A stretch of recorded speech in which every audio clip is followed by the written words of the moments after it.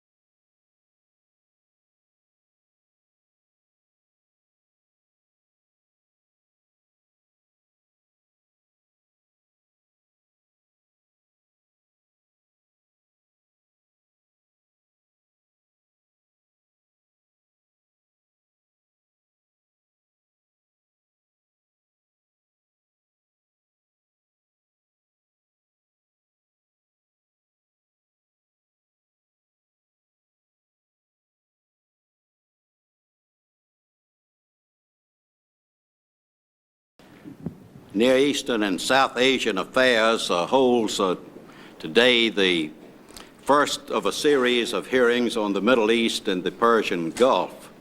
Senator Hatch is having difficulty with his plane landing, and so I'm going ahead without him, but I trust that he'll be here in short order.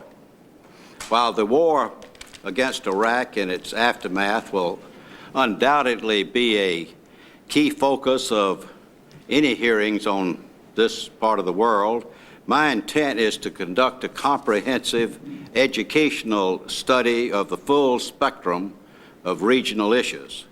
The hearings will not be held in the traditional Senate Foreign Relations Committee format, as you can already see. I've invited some of our guests today to open the hearing with short presentations, during which we'll be able to ask questions and add comments. Once the stage has been set by the presentations, we'll follow with an informal give-and-take discussion. And while I expect that the presentations will serve as a loose framework for the discussion, we are not prevented from exploring other avenues of thought. I think these hearings will be more useful as an educational tool if we engage in open and frank discussions and have an opportunity to exchange our thoughts and ideas freely. Perhaps we will receive a consensus, perhaps we'll have some disagreement. Nevertheless, I believe this process affords us an excellent chance for an in-depth examination of the issues. The purpose of today's hearing is to gain a historical perspective, which should be eminently useful in future hearings. The Middle East has a deep and rich history which has tremendous bearing on present-day events. Sadly, the lessons of history in many cases are either misunderstood or ignored as modern-day leaders attempt to deal with the challenges and problems confronting us. With this hearing, I hope we can begin an effort to correct an obvious imbalance. The subcommittee's guests today are remarkably qualified to address this subject. I'm especially pleased to recognize our leadoff speaker, Ambassador George McGee. Ambassador McGee has had a long and distinguished career in American government and international business. His many accomplishments, he has served as Assistant Secretary of State for Near Eastern, South Asian, and African Affairs, as U.S. Ambassador to Turkey, U.S. Ambassador to Germany, as Counselor to the Department of State, as Undersecretary of State for Political Affairs. I might say also as a Trustee Emeritus of Duke University. Ambassador McGee has been a major participant in the events that shaped the modern Middle East, and I expect he will bring a unique knowledge and perspective to our proceedings. I'm also delighted to welcome David Fromkin. Mr. Fromkin is the author of the national bestseller, Peace to End All Peace. The book was among the finalists for the Pulitzer Prize and was chosen by the editors of the New York Times Book Review as one of the best books of 1989. Next, we'll hear from Dr. Richard Bullitt, professor at Columbia University's Middle East Institute. Dr. Bullitt is a well-known author, recognized expert on Middle East history, and his experience and knowledge about Iran and the Muslim world should prove most useful in our discussions. And I'd like to extend a special welcome to my good friend Bruce Kuniholm. Dr. Kuniholm is the chairman of the Institute of Policy Sciences and Public Affairs at Duke University. In addition to his work as an educator, Dr. Kuniholm also served as on the State Department policy planning staff with responsibility for Near Eastern and South Asian affairs. He has written extensively on the Middle East, the Persian Gulf, and he has special knowledge of Turkish affairs. Next, I am pleased to welcome Professor Bernard Reich of George Washington University. Professor Reich is a world-renowned author of numerous books and articles on U.S.-Israeli relations and on the Middle East and North Africa in general. The Congress has relied on his testimony on several occasions in the past, and he served as a consultant on Middle Eastern affairs to U.S. government agencies, including the Department of State. Finally, I'd like to welcome Dr. Clyde Mark, analyst of Foreign Affairs and National Defense Division of the Congressional Research Service of the Library of Congress. Mr. Mark has been working on Middle Eastern issues for Congressional Research Services for more than 25 years. But clearly, we've assembled an impressive group today, and I look forward to what should be an interesting and informative discussion. I welcome each of you and thank you for taking the time to come and adding to this understanding that we'll attempt to bring to Congress. Let me begin by calling on Ambassador George McGee, and you may either remain there, or if you would rather speak from the podium, you feel free to do that. It'd be less than time to make a speech if I stay here. Well, I know you have just come back in from Europe, and I appreciate so much your coming here before the jet lag is even overcome. Thank you. I want to thank Senator Sanford for the opportunity of being with you today. I am pleased to join in a discussion about this fascinating part of the world, which I've had a long association with. It's a part of the world that's always been associated with conflict. And today is no example. In the aftermath of the war, which is still in process, following the seizure of Kuwait by Saddam Hussein, it still dominates the press of our country and this world. The Gulf area always arouses in people's mind a syndrome of concepts, the concept of war and conquest, an area which has been the source of civilization, the center of the Muslim world, and in recent years, oil. I won't go into the history. This is, I believe, more specifically covered in topic 2 of our discussion. However, I have covered much of it in my own written statement as a lead-on to what I say later. I won't deal too much with the current situation, which is a moving target, and it doesn't really stay still long enough to focus on what the immediate problem is or tomorrow's problem will be. But as soon as I can, I would like to proceed with some projections into the future based on our experience in the post-war years as to what possible steps we can take of a political and intergovernmental arrangement which can attempt to provide a basis for stability in this troubled area. Now, strictly speaking, the Gulf region would cover Iran, Iraq, Kuwait, Saudi Arabia, the United Arab Emirates, and Oman. This, however, is not sufficient to cover the states that are obviously involved in the problems of the area, which must include the three large peripheral Muslim states, Turkey, Iran, and Egypt, all with populations over 50 million people, and two of which are not Arab, as well as 11 smaller states, all Muslim and Arab except Israel. It's interesting that the aggregate of all these states is about that of the United States. One of the reasons that this area is so interesting to us and important is no question the fact that it is the jackpot of world oil. I am a professional geologist, and I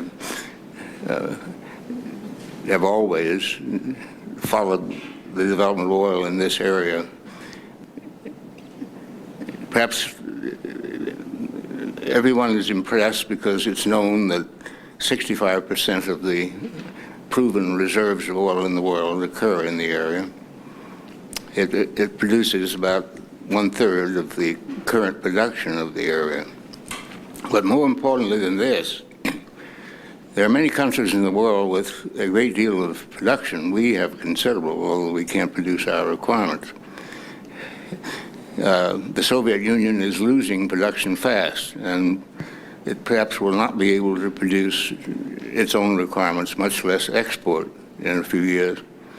Mexico, even, because of its increasing requirements, will probably not be able to export much. It's been estimated that within 25 years, all of the exportable oil available for export will come from the Persian Gulf, and that perhaps in 35 or 40 years, only from Saudi Arabia. And that's why this area is such a particular importance to us, because in 25 and 35 years from now, we will still need to import oil.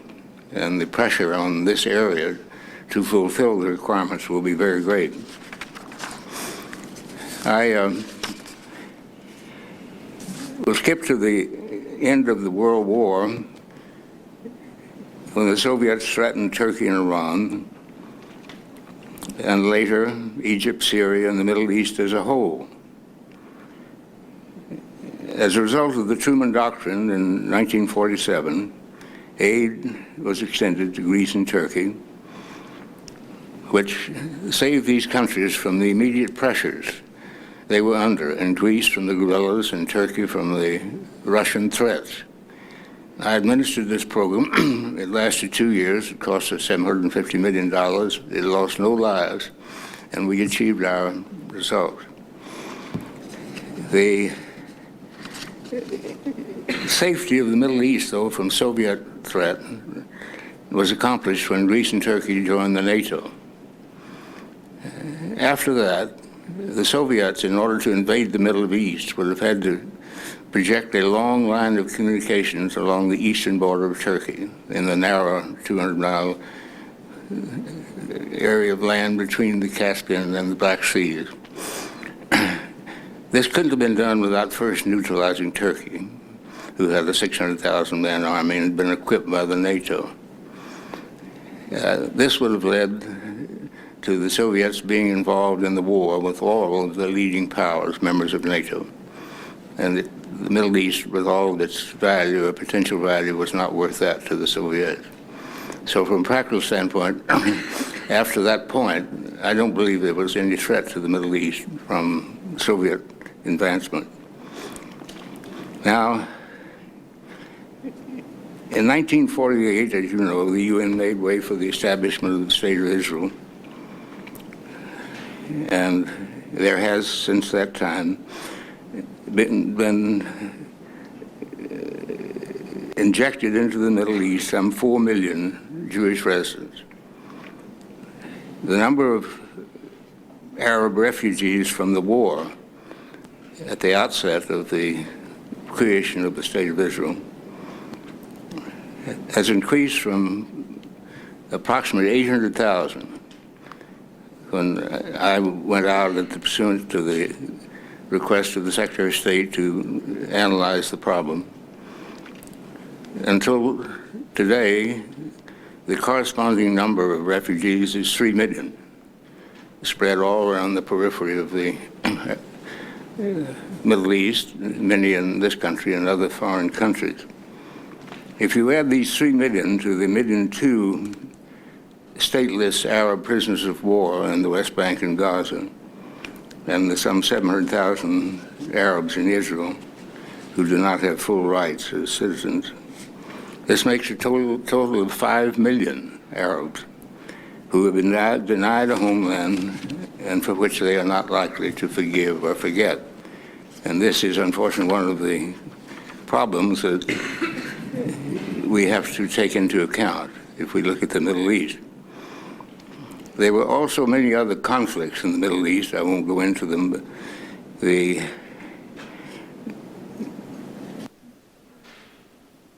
each had its own effects, the Arab-Israeli wars and the Egyptian-Yemeni war.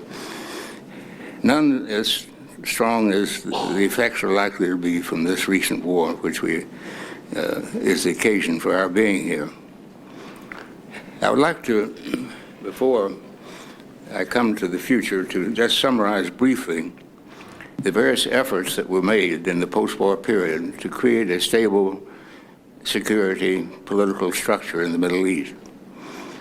The Truman Doctrine in 1947 I referred to, if we had not done that, the best estimate of the British when they handed the problem to us, complete surprise to us, and we very reluctantly accepted the responsibility. They estimated that Greece would fall to the communists within 2 weeks if, after they pulled out, we did not take over. In 1950, to meet a variety of problems, the US, UK, and France issued a trilateral one-sided declaration, the Tripartite Declaration of 1950, in which we guaranteed the boundaries of the Middle East states in return for a pledge of non-aggression on their part. And we established a system of controlling arms shipments to the area. This is rather interesting because this control mechanism, a committee sitting in London, actually controlled quantitatively the arms shipped to the Arab states and Israel during this period. And we felt it necessary that limited arms be introduced after the embargo of the war, but not unless we could control it. And it was controlled. There was peace in the Middle East during this period, and relatively little criticism on the part of the inhabitants of the region or outside of the treaty. In 1951, the British, supported by the US, sought to strengthen the defense of the Middle East by including the forces available to the states of the area in what they called the Middle East Command. We supported this from the beginning. It was a rather complicated structure. It involved a headquarters in the Suez. It involved a British commander, and it was hoped that the Arab states would cooperate to meet, if what we thought was imminent, a Soviet attack on the Middle East. I won't go through why the command failed, but in fact it did, which I think proved that at that juncture, and perhaps now, it is not possible to put together a single military force which includes both the local states of the area and the former colonial masters of the area. In this recent effort, we did put together certain of the Arab states who cooperated, but these were states with tremendous amount at stake in whether Kuwait conquered, whether Iraq conquered Kuwait and moved down the Persian Gulf to conquer the other Arab countries. But from the standpoint of solving the other problems of the Middle East, they were too difficult at that period, and they are very formidable today, to put together one homogeneous structure to take care of these problems. After the Middle East Command was a failure, largely because of the Egyptian refusal to participate, we tried to create something we thought might be more palatable, called the Middle East Defense Organization. And this had in mind a more complicated structure, bringing Egypt and other Arab states more into the organization. But unfortunately, it failed pretty much for the same reason that the Middle East Command failed, largely over the question of British forces in Suez, which led Egypt to refuse to participate. The Baghdad Pact came in 1955, somewhat at the suggestion of Secretary Dulles, who in 1953 floated his so-called Northern Tier concept. And the British joined Iraq and Turkey for the mutual defense of the Baghdad area. The British had been the principal initiators, and Turkey was their intermediary with Baghdad. This also failed, somewhat because we refused to join, even though Dulles had suggested it, and because of the overthrow of the pro-British government of Iraq, which left the command without sufficient representation of the Arab states. The Central Treaty Organization came as the successor to the Baghdad Pact, and it stayed on until 1978. However, it was never very effective in the security field, to a considerable extent because it was never recognized by NATO. And finally, although it had done some good work in political and economic cooperation among all the states going from Turkey to Pakistan, it just petered out and was not considered worth continuing after '78. In more recent times, there has been the Carter Declaration of 1980, when he said that if anyone attempted to gain control of the Persian Gulf, be regarded as an assault on our vital interests and would be repelled by any means necessary. This came at a time we expected that the Soviet Union might, after conquering Afghanistan, move on to take the Persian Gulf area. And since that threat didn't develop, this particular declaration was never tested. The Hague effort in the early days of the Reagan administration, Secretary Haig attempted to develop what he called a consensus on the security system among the Middle East states, which presumably have included Israel. And this was never spelled out very well and was not a reasonable expectation, and consequence never developed. Now, as I say, I won't go into detail about the current situation in the Gulf. You're familiar with the fact that after the occupation, the United States organized the coalition, and together they faced certain decisions. Should they just defend Saudi Arabia? Should they, say, set a date, as they did, and if they didn't withdraw, threaten to attack by land, attack by air, attack by sea, how attacked?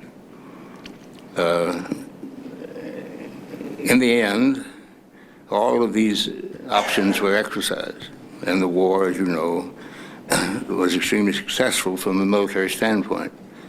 And we both assured the withdrawal of the Iraqis from Kuwait, seized a considerable portion in Iraq, destroyed a major portion of the Iraqi armed forces, who now negotiated a ceasefire and in the process of withdrawal.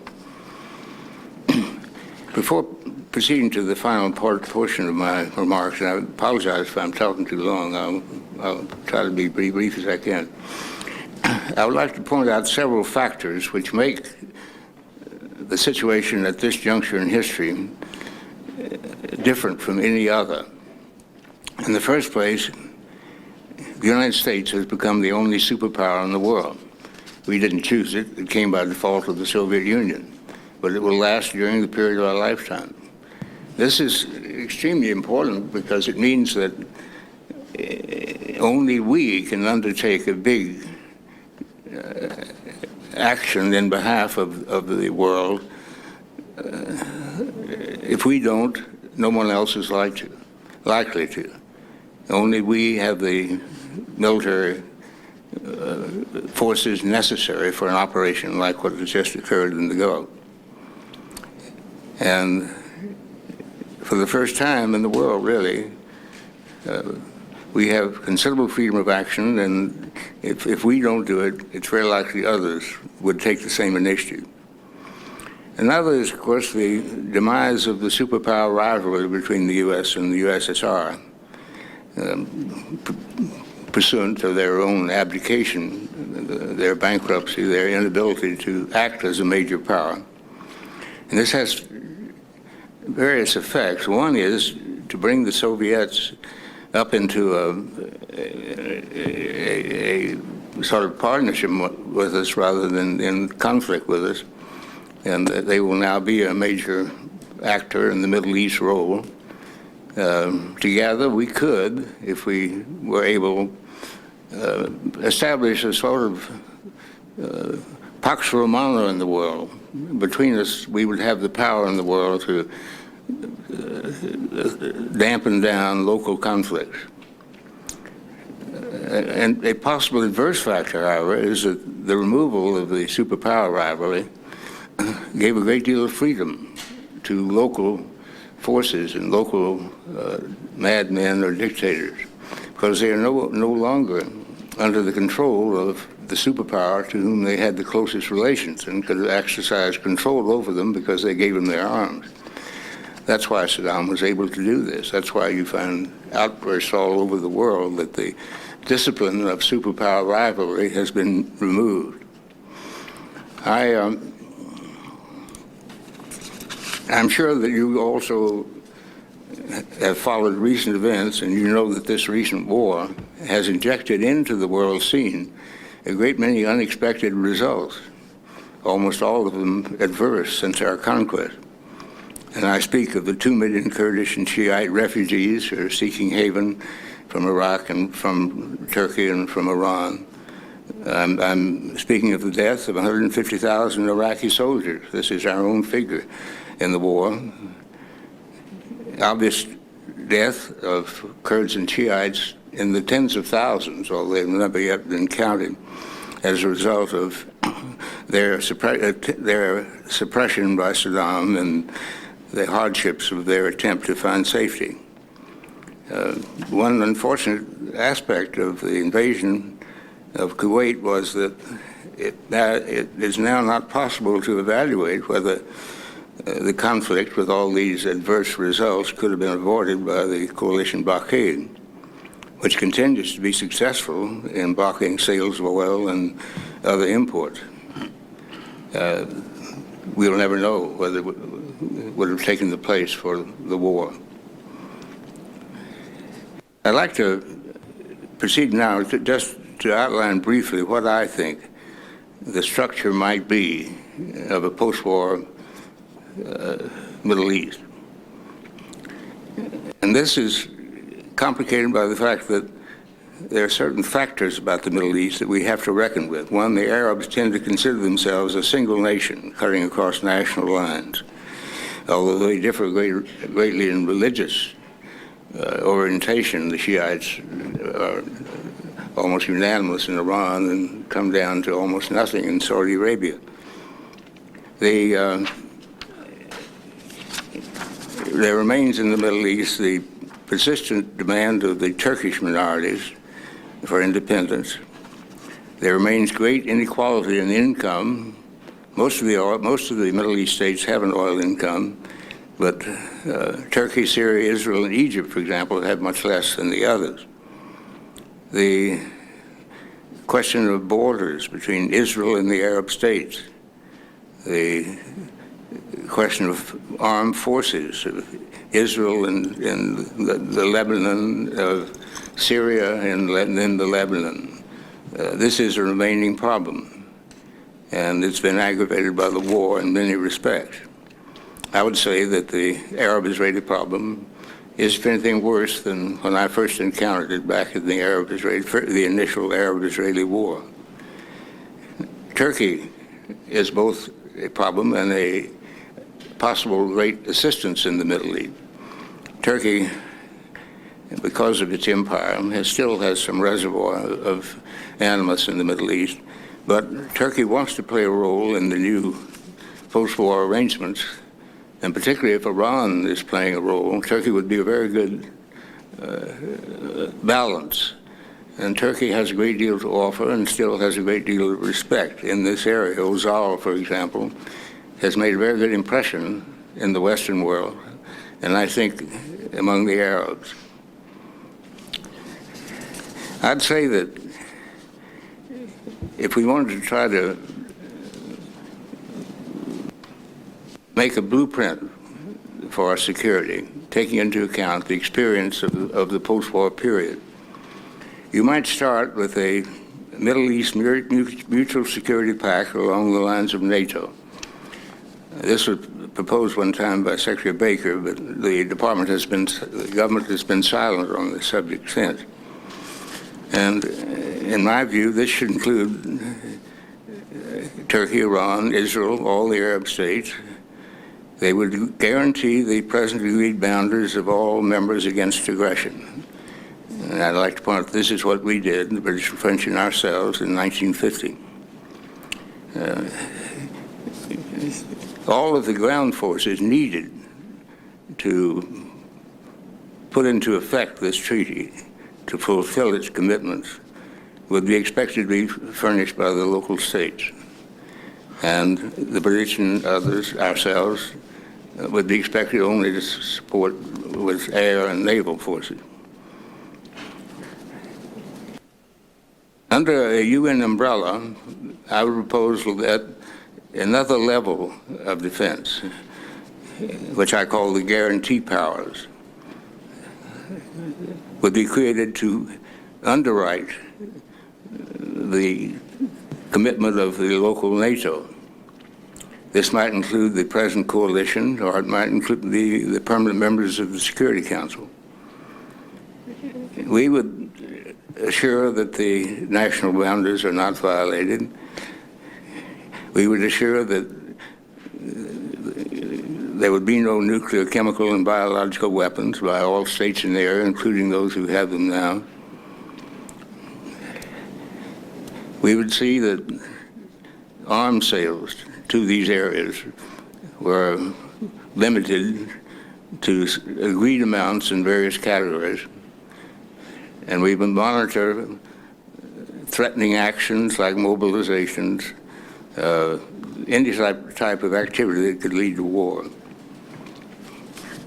As another level of cooperation, the Arab states have already proceeded to do something which was in my own original statement of this problem, and that is a successor to the Arab League who would make policy for the Arab states. They've created one. They've designated Syria and Egypt as the source of armed forces to put into effect what they decide to do. And they could also assume responsibility for the Arab refugees, and if there's any new Palestinian state created, they could support it and also perhaps keep it in line. Under a UN umbrella, I believe, and bilaterally, there must be negotiations which are really the object of Secretary Baker's being in the Middle East today, between Israel and her neighboring states. This has always been a concept which we have supported, as well as Israel, who prefers it to the collective type of negotiation that was represented by the so-called Geneva proposal of President Carter, which never came out and which is now, of course, being considered. I would hope that the West Bank and Gaza would be permitted, if they chose, to join Jordan, which has been suggested in the past, or if Jordan won't have them, that they will create their own state. If the borders of Israel are guaranteed, Israel will have much less basis for contesting the creation of a Palestine state and much less basis for retaining the Golan Heights. I believe this would make these negotiations, which Secretary Baker is trying to formulate, much easier. About 7 or 8 years ago, I wrote an article for the Washington Post op-ed urging a guarantee for the state of Israel. If you face the facts, we have, in a sense, made a guarantee. Israel expects us to, and most Americans would expect us to, if Israel were threatened, as in the recent war, to come to our aid. We may as well get credit for it. We may as well make it legal, so Israel will not feel so insecure and can more easily negotiate with her neighbors. There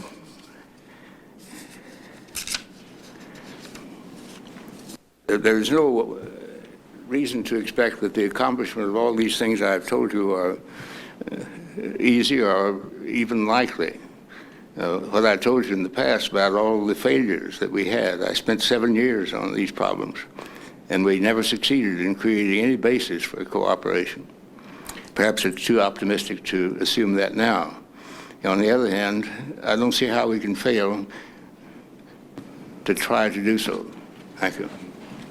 Well, thank you very much. Does anyone care to comment at this time on what the ambassador has said, or you want to hold that? Feel free to interrupt at any time. I wonder now if I might ask David Fromkin to come up and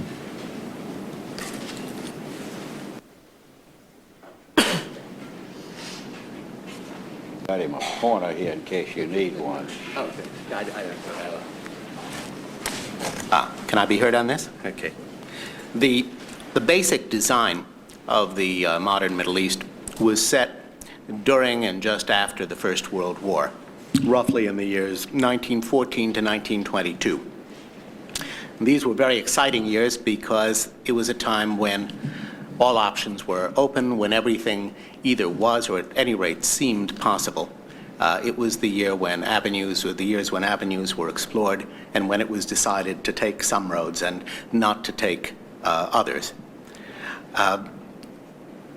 In the summer of 1914, when the First World War broke out in Europe, all of the Arab-speaking Middle East, as well as the lands that we now call Turkey and Israel, belonged in one way or another to the Ottoman Empire.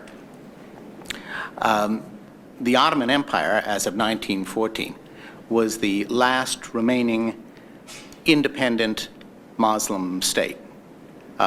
During the 18th and 19th century, the great powers of Europe had taken over all the others. The Ottoman Empire is a very difficult kind of entity for us to understand today because there isn't anything like it in today's world. The Ottomans were not a people. They were a dynasty. They were a line of rulers, of sultans, who traced their lineage back to the 13th century. The Ottoman Sultan ruled a various collection of peoples and tribes and sects and clans, many of which had very little in common with one another. Most of them were Muslim. Beyond that, the most that they had in common with one another was that they had a common ruler, that they all were ruled by the Ottoman Sultan. About 40% of the population of the empire spoke Turkish as their primary language and therefore were called Turks, although they were not ethnically homogeneous. Similarly, about 40% spoke Arabic and were therefore called Arabs, even though they were not ethnically homogeneous. The Ottoman Empire and the Middle East need not have been involved in the First World War. In the ordinary course, they would not have been. Perhaps they should not have been. The Ottoman Empire came into the war as the result of the machinations of one person, a schemer and a plotter, the Ottoman Minister of War, Enver Pasha. It seems that sometime in September of 1914, Enver seems to have concluded that Germany was going to win the First World War, and more important, that Russia was going to lose it, and that Germany was going to be in a position to annex vast amounts of Russian territory. And it seems to have been his opinion that if the Ottoman Empire entered the war as Germany's ally, the Ottoman Empire could share in the spoils of victory and annex some of the Russian lands as well. When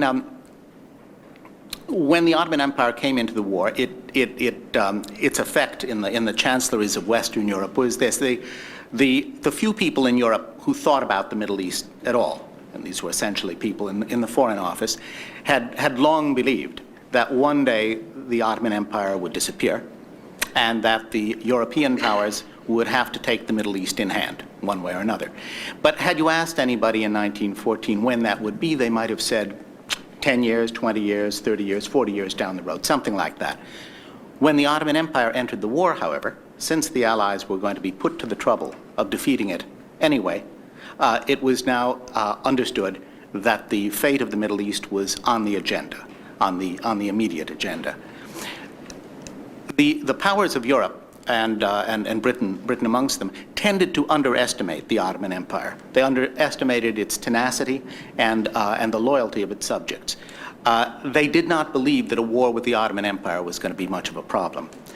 They didn't think it would cause them problems during the war with Germany, and they didn't think it would cause much of a problem in defeating the Ottoman Empire afterwards, because their plan was to focus all of their energies, all of their troops, all of their resources in Europe, on the war in Europe, which was a war for survival. Their idea was to not be distracted by the Middle East, to first finish with Germany and then turn to the Middle East. Similarly, it was the wise policy of the British government to not start discussions about the future of the Middle East while the war with Germany was going on, because it could only have been divisive. Despite these excellent intentions, the British were drawn into both these things. They were drawn into heavy fighting in the Middle East, and they were drawn into discussions of the Middle East's future, discussions with the Allies, France and Russia, discussions later on with Jews and Arabs. And then in 1917, two unsettling things happened. One at least for the good for them. The United States entered the war and Russia left the war. The United States came in as an anti-imperialist country. We were opposed to imperial expansion in the Middle East, and in deference to us, the European powers, Britain and France, started to talk not so much about annexing territories in the Middle East straight out, but taking them in the form of mandates, trusteeships. Britain actually tended to take this sort of seriously. The French did not. They took it merely as a form of words. Russia went out of the war, and that meant that Russia didn't have to be accommodated in the Middle East. Russian claims didn't have to be taken account of. It did mean when the Bolshevik government took power, however, that there was an adversary that would spread propaganda in the Middle East. And it meant temporarily that the Muslim regimes of Central Asia, which Tsarist Russia had conquered, had regained their independence. The Russian government promised to respect that independence. In the end, did not keep the promise. The war in the Middle East was won by Britain. At the conclusion of the war, the British had an army of 1 million men in occupation of the Middle East. It was the only coherent military force in the whole of Asia. That was the time for Britain to impose her terms right away if that's what she intended to do. At any rate, that's what Winston Churchill, the new Minister of War, told Prime Minister Lloyd George, who wanted to keep as much of the Middle East as possible for Britain. Lloyd George thought it would take about a week to get a Middle Eastern settlement with his allies. It didn't. It took much more, it took between 2 and 3 years. And during that time, just as Winston Churchill had warned, the British Army had been demobilized. Britain was no longer in a position to impose her terms. Britain had to get not what she wanted, but the best she could get. And what emerged, and let me conclude with this, what emerged, therefore, from the peace negotiations, from the disorders in the Middle East at that time when troops were withdrawn, and negotiations with local leaders, what emerged was essentially four areas. Russia had reconquered her own Muslim areas in Central Asia, so that was one, which I call Russia's Middle East. Then there was France's Middle East, Syria, and the very large province of Lebanon that France designed within it.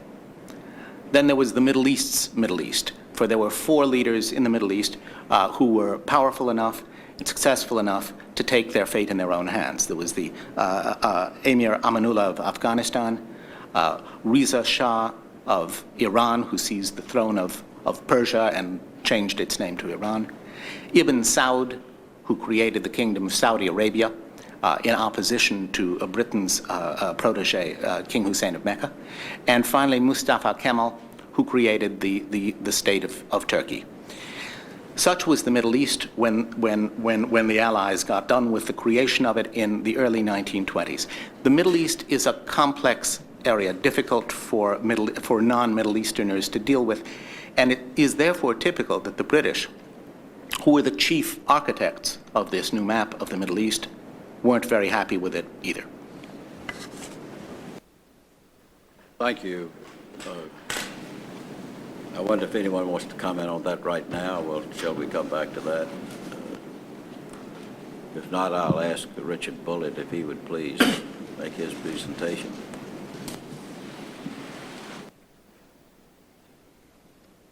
Thank you, Senator Sanford, for giving me this opportunity to speak today.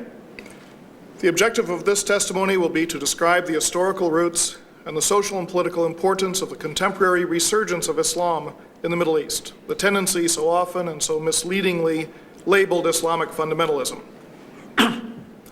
Though the contemporary Middle East is a maze of cross-cutting community interests and forces, the movement of Islamic political and social resurgence is at once the most important of these forces and the one that is most profoundly misunderstood by Americans.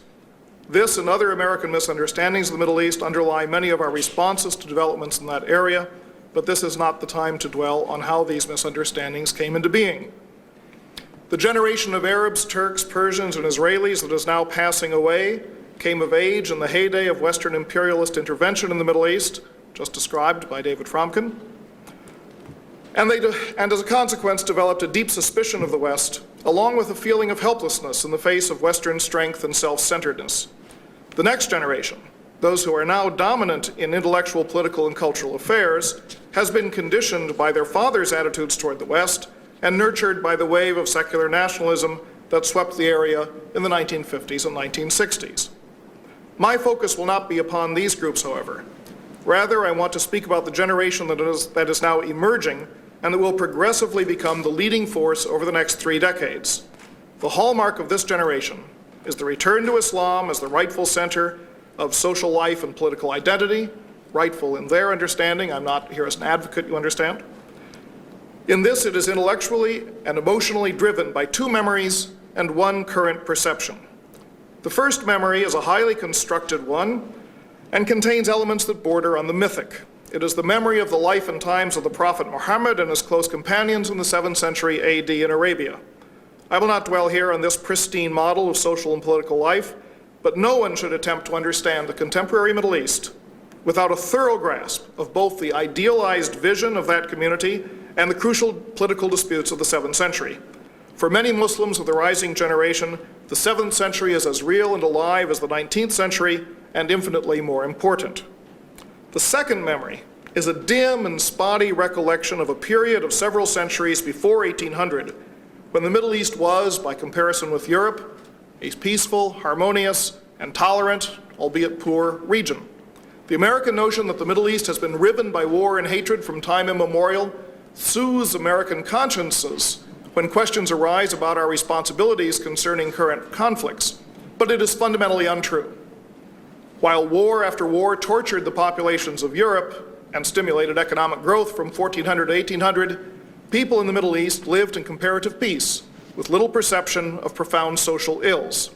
To be sure, the Middle East, then as now, encompassed a wide variety of languages, lifestyles, and religious difference, both within Islam and between Muslims and non-Muslims. But these divisions existed within an overall acceptance, by non-Muslims as well as Muslims, of Islam as the governing worldview of the entire population. By this, I don't mean that Islam actually served, as it does in Islamic legal theory, as the sole guide or even the primary guide of most people's personal lives. Rather, I mean that at the level of conceiving of the whole world and of one's own place in it, virtually no one could then imagine a world in which Islam was not the touchstone of social existence. Even non-Muslims accepted the inevitability of their minority status and found security of place within it despite economic and social disabilities. For today's Islamic activists, vestigial recollections of this era 2 years past serve two functions. First, they provide a sense of lost superiority, a superiority that might someday be regained. To the problems of crime, drugs, homelessness, pornography, neglect of the elderly, social isolation, and anomie, the litany of ills of Western society, which they so often speak of, they contrast a society that works successfully in precisely those areas of social relations, a society focused upon Islamic values and upon an Islamic conception of the social order. Secondly, they recall a society in which divisions of language, ethnicity, and class were less intense because of a collective acceptance of shared Islamic values as the basis for resolving intergroup frictions. In addition to the model community of Muhammad's time and this vague recall of a working pre-1800 social synthesis, the third intellectual support for the political and social reassertion of Islam is a current perception that secular nationalism, notwithstanding its largely successful expulsion of Western political imperialism in the 1950s and 1960s, is not only incapable of protecting the people of the Middle East from Western cultural imperialism, but actually complicit in the seemingly unstoppable influx of Western mores and products. Complicit because of the fact that nationalism and secularism themselves are Western imports. When I talk about secular nationalism, I'm talking about regimes that currently govern in Syria, Iraq, Egypt, Jordan, etc. The 19th century witnessed an onslaught against the religious institutional framework of the pre-1800 society that culminated in the 1960s in the most profound and pervasive despotisms ever experienced in Middle Eastern history. Now, you may always think of the Middle East as full of dictators and tyrants, but the level of autocratic, totalitarian control today is greater than it has ever been in Middle Eastern history. Simultaneously, from the 1840s onward, there was a steady upsurge in conflict between religious groups and, starting somewhat later, between ethnic groups, all culminating in today's image of the Middle East as a welter of fractious, divided communities with little hope of ever living together in harmony. This upsurge was roughly proportional to the erosion of the Islamic worldview under which these communities had previously found ways of getting along. The root cause of the simultaneous rise of tyranny and erosion of social order was a convergence of interests between the imperialist governments of Europe and the traditionally despotic regimes of the Middle East. The Europeans desired to see Islam displaced from the center of social and political life because they had long viewed it as a hateful rival religion, and because they recognized that a pervasive Islamic worldview was a barrier to their own rise to world dominance. For their part, the Middle Eastern governments had long viewed the influence of Islamic religious and social institutions as a barrier to their exercise of total control over their populations. The dominant monarchies of Europe provided models for their efforts to increase their power at home, and the French Revolution provided an example of a successful anti-clerical struggle resulting in greater power for the state. Thus, with full encouragement from the European ambassadors, one Middle Eastern government after another took measures to supplant Islamic law, replace religiously based education with government-controlled education, eliminate craft guilds with strong linkages to religious leadership, constrain or abolish the influence of the Muslim Sufi brotherhoods, and physically reorganize urban life so as to destroy the neighborhood and market solidarities of the earlier era with their strong religious associations. The pace of this undermining of the institutional fabric of religious society, often called modernization, varied from place to place and scarcely took place at all in the Arabian Peninsula, where sparse population and a subsistence economy had restricted these institutions to fairly limited areas. It is noteworthy that in Iran, one of the latest countries to be affected by this governmental strategy, the surviving remnants of these institutions, seeing a bleak future before them, played crucial roles in the making of the 1979 revolution.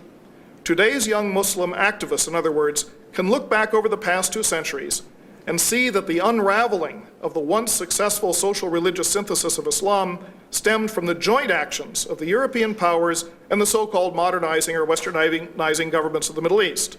The result, in their view, was the rise of unbridled tyranny, social disorder, growing conflict between once mutually tolerant communities, and capitulation before Western cultural imperialism. Looking at the present circumstances from this perspective, these young activists see a continuation of the same convergence of interest that began in the 19th century. Despotic nationalist governments rely on Western, today all too often American, economic support, weaponry, and desire for political stability at any cost to perpetuate their totalitarian regimes. These governments play skillfully upon the primordial Western fear and loathing of Islam to portray their own tyrannies as the only barrier to rampant Muslim fanaticism. Just as in the 19th century, Western antipathy toward Islam leads the West to support the perpetuation of totalitarian rule, while nationalist fear of the Islamic alternative leads to increased courtship of Western political and military support and unbounded enthusiasm for Western economic and cultural goods. This worldview, in regrettably oversimplified form, underlies the generational movement that is challenging for dominance in the Middle East. It is a movement that is understandably suspicious of both past and present Western actions, but understandably optimistic and idealistic in thinking that a recentering of society and government around Islam will usher in a return to the social harmony and mutual respect of the pre-1800 era, if not to the ideal religious society of the Prophet. These apprehensions about the West and pious hopes for the future provide a context in which issues such as Kuwaiti democracy or Kurdish autonomy are of tactical rather than strategic importance. The task of rebuilding a Muslim social order depends upon prizing some measure of freedom. And freedom is a key word we hear little about from the oppressive regimes of the region. Hence, whatever weakens those regimes can be looked upon with favor. Yet I believe the final rise to intellectual and political hegemony of the Islamic resurgence will not be through rebellion or revolution, but through elections of the sort we have seen a foretaste of in Algeria and Jordan, or alternatively, through co-optation as autocratic rulers seek to retain control of military and foreign affairs by granting the Muslims control of education, law, and social affairs, precisely those realms of society and government that the Muslims most desire to influence. 2 final observations. First, it is impossible for today's Islamic activists to recreate the society that was destroyed over the past 2 centuries, just as it is impossible for them to recreate the society of 7th century Arabia. The thinkers among them realize this. They are trying, therefore, to envision Islamically based societies and governments that will be compatible with the modern world, and their thoughts trend in many different directions, from liberal to puritanical and from gradualist to revolutionary. Overall, this is the most creative and effervescent period in Islamic thought since the 11th century. Ironically, however, if despotic, tyrannical rulers had not destroyed the old religious institutions and discredited 14 centuries of religious learning, these young Muslims would not have the leeway to think their new thoughts. Not only have many leading Islamic thinkers of the last 3 decades had secular educations in modern professions, but their followers come largely from government school systems that downplay religion in their curricula. In this respect, it is no coincidence that the resurgence of Islam has coincided with a vast expansion of public schooling under the nationalist governments of the post-World War II period. Islamic revival, in this sense, is an unanticipated consequence of modernization. My second observation is that the American misunderstandings of the Middle East that I chose not to describe at the beginning of this presentation, but could describe at great length, ignore both the roots and the current expression of the Islamic movement. The 1979 Islamic Revolution in Iran came as a shock not just to the American government and people, but also to those scholars and students of the Middle East who had spent 3 decades looking at the modernizers, the secular nationalists, and the military officer corps, only to discover that they had missed completely what was really happening. Whatever policies we adopt with respect to future Middle East problems, it is essential that we re-examine how we study and teach about this perilous region. It is important for us to explore more diverse and more religiously tolerant approaches to understanding the Middle East, and Islam in particular, at both the popular and at the more specialized levels. Thank you very much.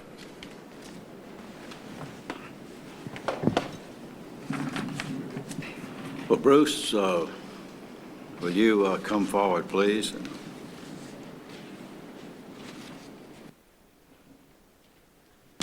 I had a very long statement that I guess will be for the record, and what I'd like to do very briefly is to summarize sort of some of the main themes that were in this paper and to focus on the other side of the coin. I think Dick Bullitt has appropriately focused on some of the indigenous issues that have been ignored, and obviously we need to pay a lot of attention to those. At the same time, over the last couple of centuries, the context for U.S. policy that has evolved up to the present has been basically geopolitical. It's been the great powers who have vied for control over the region. And I'd like to look at that geopolitical context with a view to how the situation has changed in recent years, with a second view to the implications of that change for the future. If I can, what I'd like to do is simply look at the map here and make some observations. Is that historically, over the last couple of centuries, you had a geopolitical conflict that was between Russia, which was expanding eastward by land into the Trans-Caucasus and Central Asia, and the maritime powers that went around Africa to India. And way back in 1515, the Portuguese had an entrepot here at Hormuz, which was replaced in 1622 by the British. And by the end of the 18th century, the British had their trade routes to India pretty well established. And what they were interested in was moving into the Persian Gulf. And they worked out a treaty with the Omanis in 1798. And in a rivalry between the Omanis and some of these small sheikdoms here, the British supported the Omanis in 1809 and 1818, essentially made what was then called the Pirate Coast into the Trucial Coast. And this is the basis for British hegemony in the Persian Gulf, which lasted from 1820 to 1971. And its premise was that they wanted to protect the British Empire and its trade routes, and they did this by involving themselves in the Gulf, protecting the small sheikdoms in the area to safeguard their lifeline and to make sure that no other great powers encroached on their interest. Over time, you had the British Empire moving northward and creating a rivalry with the Russian Empire that was interested in moving southward, and this entire area here served, in a sense, as a source of contention between them. And what they generally tried to do was to divide it up in various ways. They created this little corridor, the Wakhan Corridor, in 1905, because the British Empire did not want the Russian Empire to be contiguous with the British Empire, so they created this little spit of land here. They also worked out an arrangement on Afghanistan where the British agreed not to annex it if they could control its foreign policy. The British took a chunk of Iran as a sphere of influence here in 1907. The Russians took this sphere in 1907. And then in 1915 and 1916, as a result of a number of negotiations, the British took over the central part of Iran, which was previously neutral, in exchange for the Russians getting part of eastern Turkey and the Bosphorus. So you can see the extent to which their interests were in dividing up and looking after their imperial interests. I might add that those even extended into World War II, where the British occupied Iran to this area here, the Russians to the north, the British to the south. And in 1945, as some of you know, in a series of conferences over 3 days, Churchill and Stalin divided up the Balkans. So this gives you a sense of where they were coming from. The regions themselves attempted to extricate themselves from the great powers, and they did this by allying among themselves. For example, in this century, in the 1930s, the Sadabad Pact between Afghanistan, Iran, Iraq, and Turkey, or the Balkan Pact between Turkey and some of the Balkan states, were one way in which they attempted to deal with, these encroachments. And where the United States comes in is at the end of World War II, it was clear that the British Empire was declining. And there's a series of withdrawals that the British undertook in the post-war world, beginning in 1945 and 6 from Turkey, in 1947 from India, In 1948, from Palestine. In 54, they made a decision to get out of Suez. In 56, in 67, they got out of Aden. And in 1968, they made a decision to get out of the Persian Gulf by 1971. So you can see, seriatim, that in the post-war world, the British Empire was in decline. They were leaving the area. And in their wake, the United States took on the responsibility, generally defined in a series of doctrines which Ambassador McGee has referred to. So in 1946, when the Russians refused to get out of Azerbaijan and in fact created two autonomous republics, one of which was Kurdish, one of which was Azeri, the United States, in a long and complicated UN debate, managed to get them to extricate themselves, to leave. And when Stalin put pressure on Turkey, President Truman made a decision in August of '46 that he would be prepared to go to war for Turkey. This was a decision that he felt to be the most important decision he'd made since the decision to drop the bomb on Hiroshima. He knew very well that Stalin had negotiated these borders and was up to no good, and as a result, the Truman Doctrine was the first U.S. commitment to the region to maintain the balance of power in the region.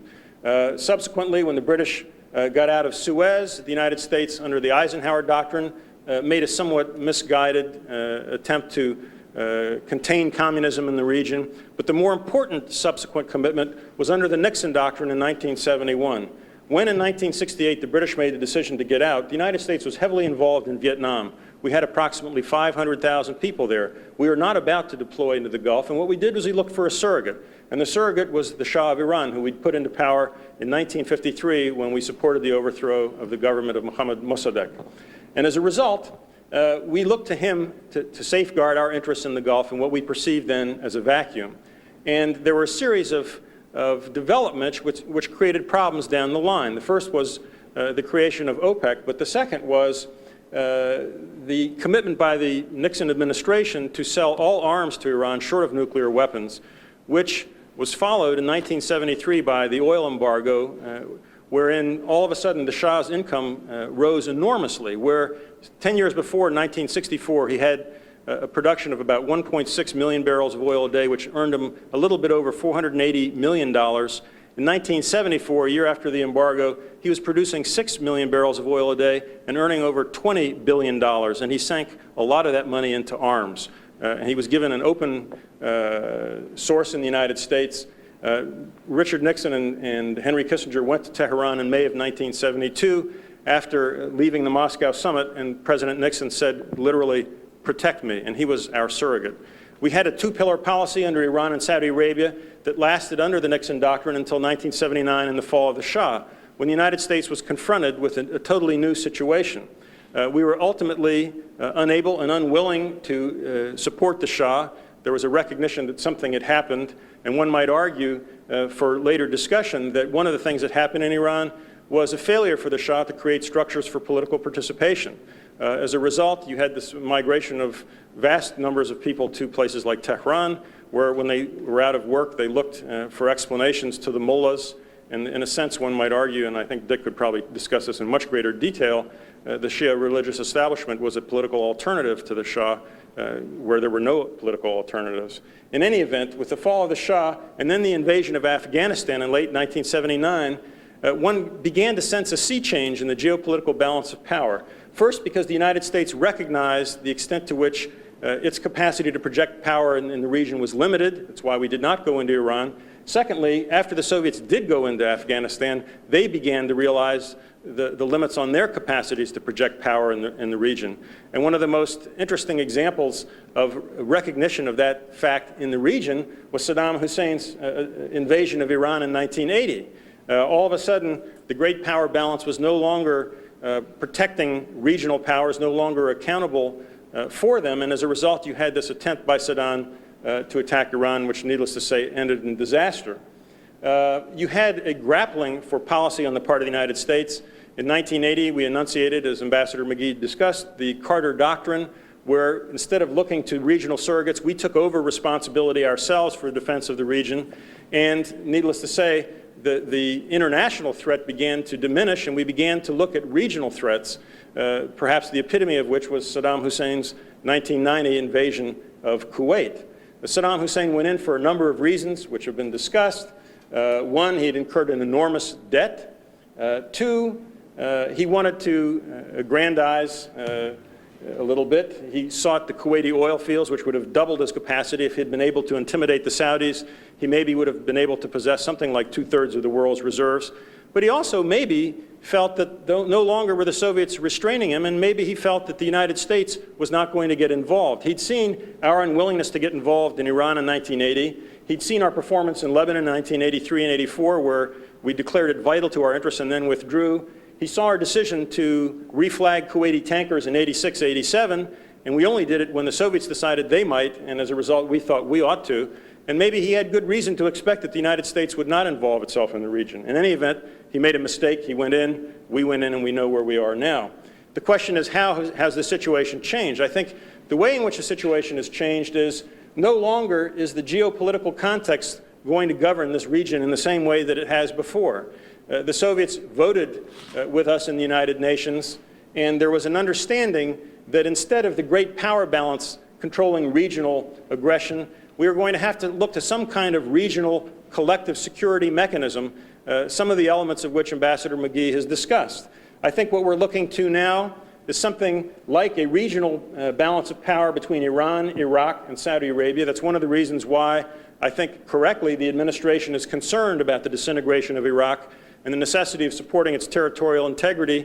At the same time, because of humanitarian concerns, we've had to go in to stop the disaster that's been occurring to the Kurds, but at the same time, we're caught in a very difficult bind. Maybe this is something we could discuss later at the session. But basically, in looking to our security interests, I think what we're looking at now is a regional security system that's based on a balance of power between the Gulf Cooperation Council, Iraq and Iran, some kind of military force that's made up primarily of indigenous forces, that is premised on the notion of principle, territorial integrity and sovereignty, with an enforcement mechanism that now is credible, because I think the coalition's actions there have created a credible deterrent which requires only a relatively limited tripwire. I think some of the things that need to be discussed are the extent to which the United States can and should foster democratization of the region. It has all kinds of associated complications. There is this question of whether and how the United States can support some of the Gulf Cooperation Councils addressing the relationship between the rich and poor in the region. And ultimately, there's a concern with the extent to which we will be able to control both conventional and nuclear weapons. Between Israel, Pakistan, and India in the region, there are 3 countries that are capable of producing nuclear weapons. There may be as many as 7 that have ballistic missiles. Clearly, a number of them have gas capabilities. Certainly, Iraq and Iran do. And if one looks to the future, these weapons could pose very serious problems when issues such as Kashmir or some of the conflicts in this region erupt. And as a result, the extent to which we can address this problem is a profound one and deserves a lot of attention. And finally, the last issue, which I guess will be discussed later in this series of hearings, there's the whole Palestinian question, and it's one that the United States is going to have to address. I'd like to talk about it in great detail, but I won't, since that's not my brief. So the rest of what I have to say is in my prepared statement, and I think I've said enough.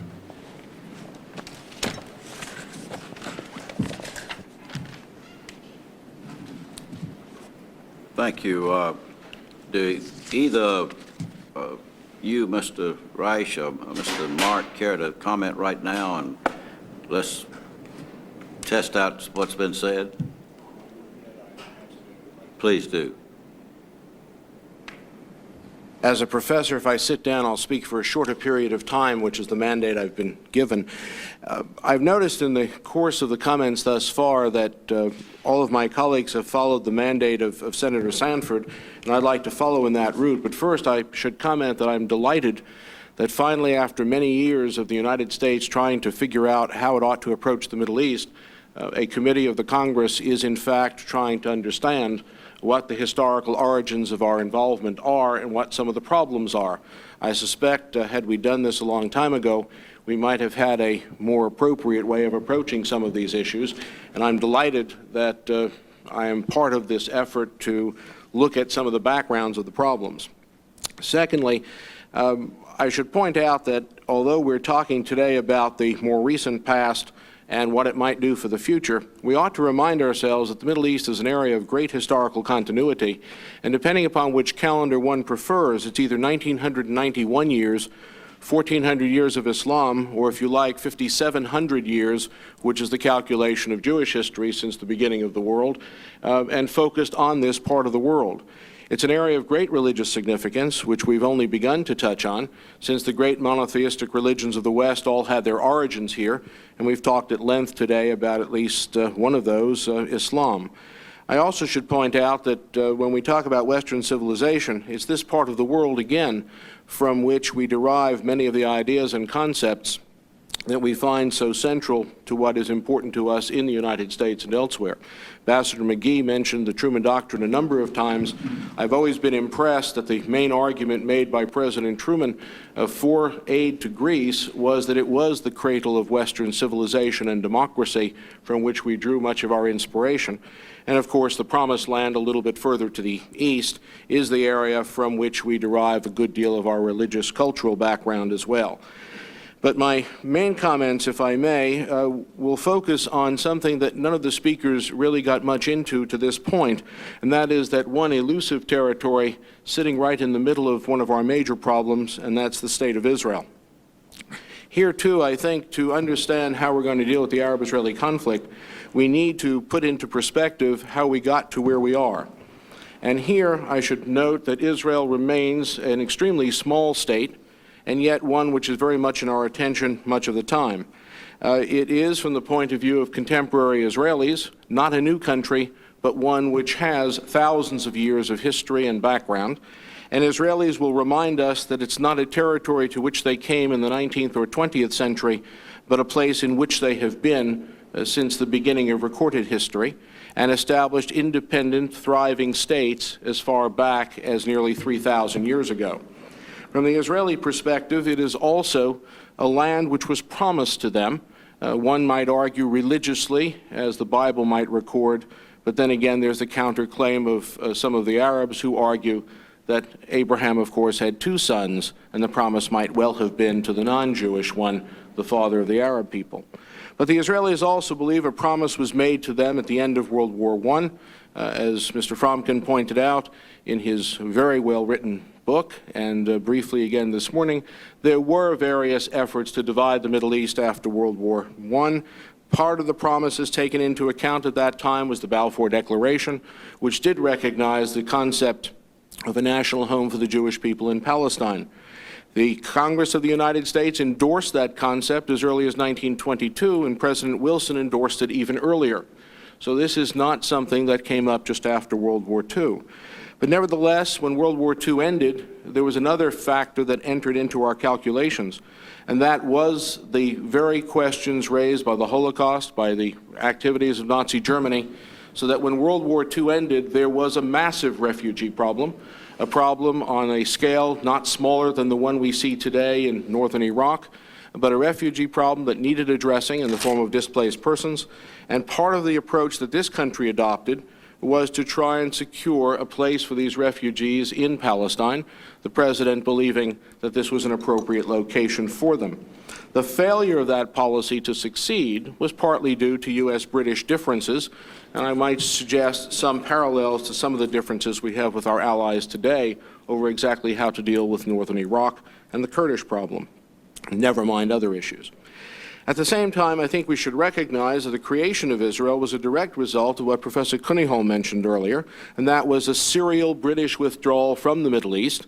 When they couldn't solve problems, they often chose the easiest way out, which was to give them to someone else to deal with. And in the case of Palestine, the matter was turned over to the United Nations in 1947 and led ultimately to the British withdrawal in 1948. If we're going to try and deal with the Arab-Israeli conflict after the Gulf War, we need to remember that Israelis are looking at themselves in a context of two other aspects of history which are crucial. One is that Jewish history records a series of negative activities a series of negative events. Jewish history is marked by such things as the destruction of the Temple in Jerusalem, the exile of the Jews from Palestine, or the Holy Land, the Inquisition in Spain, anti-Semitism of European 19th century, and of course the Holocaust of the 20th century. When Israelis look at that history, they are reminded that ultimately their salvation must come in the form of their own activities and their own doing. And this helps to explain why Israelis remain so skeptical about what outsiders might do for their security and survival in the future. If we're going to understand even those Israelis who believe in the most right wing and most left wing of positions in Israel, we should understand that they come from the same historical background and see themselves as continuing to try and save not only themselves, but the remnants of the Jewish people. I mention this in the context particularly of Soviet Jewry, which has become an important issue in the Arab-Israeli conflict. If we're going to talk about hundreds of thousands of Soviet Jews migrating to Israel, and if we shall understand that this is an issue in the Arab-Israeli conflict, we might recognize that Israelis, to an individual, believe that this is a sine qua non of their policy and an absolutely indispensable element of where the country must go. So we should expect that we have to take this into account as we're going to try and understand what might be done in the future. The other aspect is that from the beginning of Israel, there has been another question which is perhaps the most troubling for that country. And that is that the partition plan which established Israel was not accepted by the Arab world as a solution to the future of Palestine. The creation of Israel in 1948 was met by war, and 6 Arab-Israeli wars have been fought from that time to the present. These wars all raise for Israelis the simple question of their ability to survive within the region and whether or not they are accepted as part of that area. As Secretary Baker tries to bring about a solution to the problem, what he has to recognize, and I think what we all have to focus on, is that this record of history is one which is very central to what Israelis are going to decide in terms of their future and their willingness to participate in any peace process or any other element of the post-war Middle East. Finally, I might note that from the Israeli perspective, they find as they look at, again, the historical record, if they want to understand our focus on democratization, their argument is that democracy has already begun in the Middle East in the 1920s in the Palestine Mandate with the Jewish community. Or to put it a different way, if we're going to understand the future of the Middle East and make policy for it, perceptions of history as adopted by one or another group are as important as what the record actually reads. In the case of Israel, central to its thinking and central to any policy we make with regard to it or the Arab-Israeli conflict must be an understanding of 3 crucial terms. One is Judaism and its history. The second is the concept of democracy. And the third is the concept of Zionism. For Israel, all of these are intertwined and form a very central part of any attempt to deal with these current issues. One last observation. I focused only on Israel, but there's a good deal more that might be said. But most significant, perhaps, is that we in the United States remain a relative newcomer. While our friends and our allies were involved in competition in this region over the centuries, most notably in the 19th century, it's really only after World War II that we in the United States have really focused on this region and have developed the expertise and the diplomatic, the academic, and other areas of our society which allow us to approach this region. I would hope that some of these discussions before this committee will help to widen that circle of informed individuals who will hopefully help to make policies in those areas. Thank you. Just a couple of comments. As I was listening to my colleagues here, it struck me that there are a lot of questions that we could pose, some of which we could misinterpret very easily. I'll give you a couple of quick examples. Mr. Bullitt, talking about Islam, I could jump to a conclusion that it might be to the United States' interest to promote, to encourage, to advocate Islamic revivalism in the hopes that Arabs, Turks, others in the Middle East would become more self-confident, more comfortable with themselves, would sort of revert back to the golden age of a few centuries ago and be much more able to take care of themselves. or a point that Mr. Kohnholm and Mr. Reich both made on history and how the United States got involved in the region, I could jump to another conclusion, that the United States went into all of this rather naively and perhaps even being led by the British without knowing what we were doing. And some of the things Ambassador McGee has also brought up about the arrangements that were made over this span of the past 40 years, that some of these we may have stumbled into without never thinking through what we were doing. And the suggestion is, if you again want to jump to another conclusion, that a lot of the American diplomats and policymakers had no idea what was going on in the region, and we were just sort of coasting along, and if things happened, they happened, and we stumbled into them. But I think as their discussion goes on, the point I'm making is that in some of these cases we've talked about, that we shouldn't be leaping off to the wrong conclusions. Yes, please, Dr. Bullock. As you say, you were leaping to a conclusion from my remarks, and therefore it's reasonable for me to express an opinion as to whether I would concur with that conclusion, which I think for the overwhelming majority of the American population would be counterintuitive, because we have been schooled ever since the Iranian Revolution to look upon expressions of Islam in political affairs as being hostile, threatening, and not in our interest. And I would not jump to the conclusion you jumped to. However, not precisely for the reasons that one might think. I feel that what I described is the dominant trend of the future in the area, that it is going to happen. As President Bush said, this isn't a prediction, it's not a threat. I'm just telling you what's going to happen, and it's going to be there. Now, I don't think that we should encourage it or discourage it, because I think this is primarily the internal affairs of the countries involved. And I think that one of the things that we have become very acutely aware of is the ambiguity of the borderline of when you're dealing with internal affairs and when you're dealing with things that are legitimate for the United States to be concerned about. My concern would be that we not take action to prevent something that is going to happen, and secondly, that we not make public pronouncements or make policy decisions that create the impression that we are opposed to this kind of thing. And I would just point out that in the case of Iraq now, the publicity has been overwhelmingly on the issue of the Kurds, and very little has been said about the Shiites in Iraq, but there has been a commonplace assumption made by the news media, by a number of public officials, that had the rebellion of the Shiites been successful in the South, that the result would have been a Shiite mini-state subservient to the interests of Iran.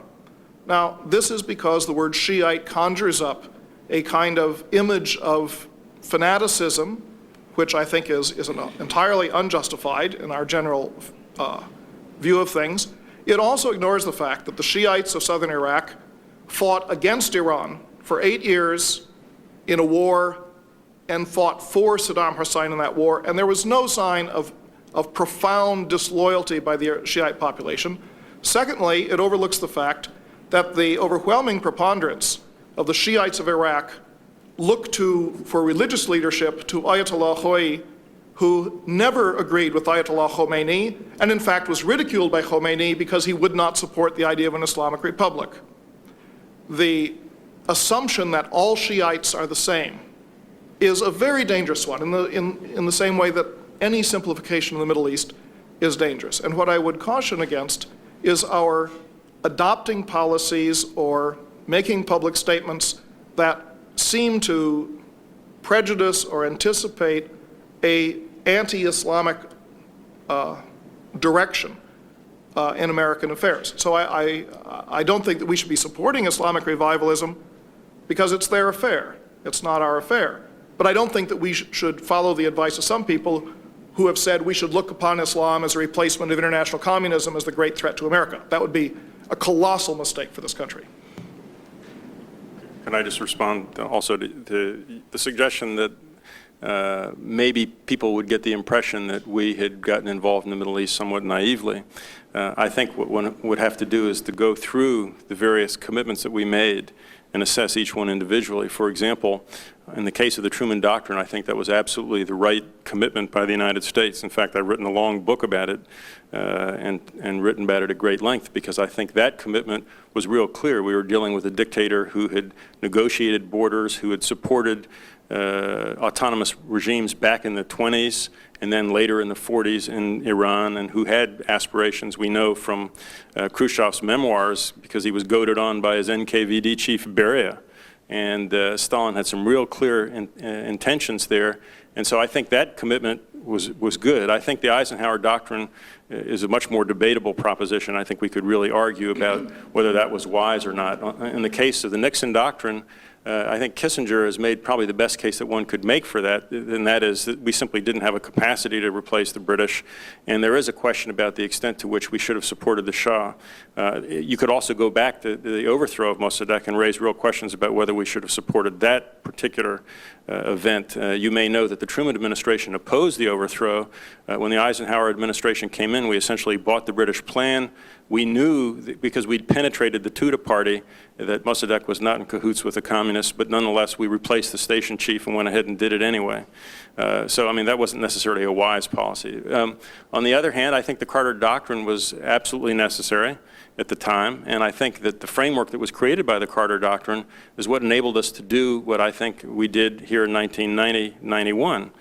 We couldn't have gone in and responded to the situation there if the framework hadn't been set up under the Carter Doctrine, and something needed to be done. I can remember back in 1979 and 80, the Pakistanis were asking us, what are you going to do? If you don't do something, does this mean we should cooperate with the Soviets? And we wound up changing our policies a little bit and working with the Pakistanis to support covert activities in Afghanistan. So it's a very complicated proposition, and I think my only response is I didn't mean to suggest that we were often going in there naively. It's sometimes we did appropriately, sometimes inappropriately, and one could argue about them.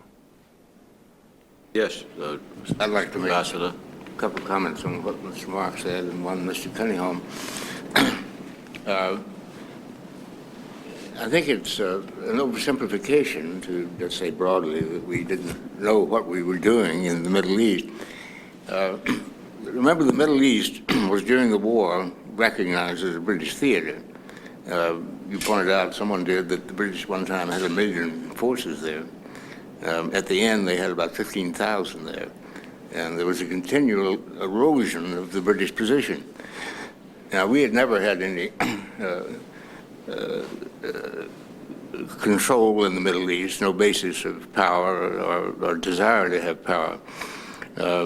We were interested primarily in oil and in missionary work. We had, in addition, undertaken a very grave responsibility in supporting NATO and helping arm Europe to prevent a communist aggression.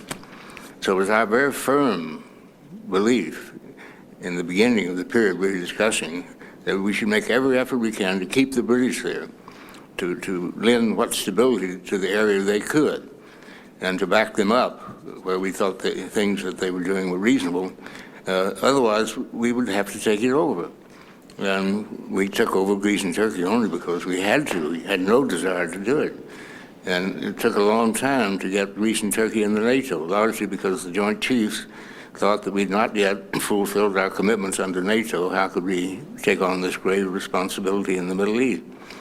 But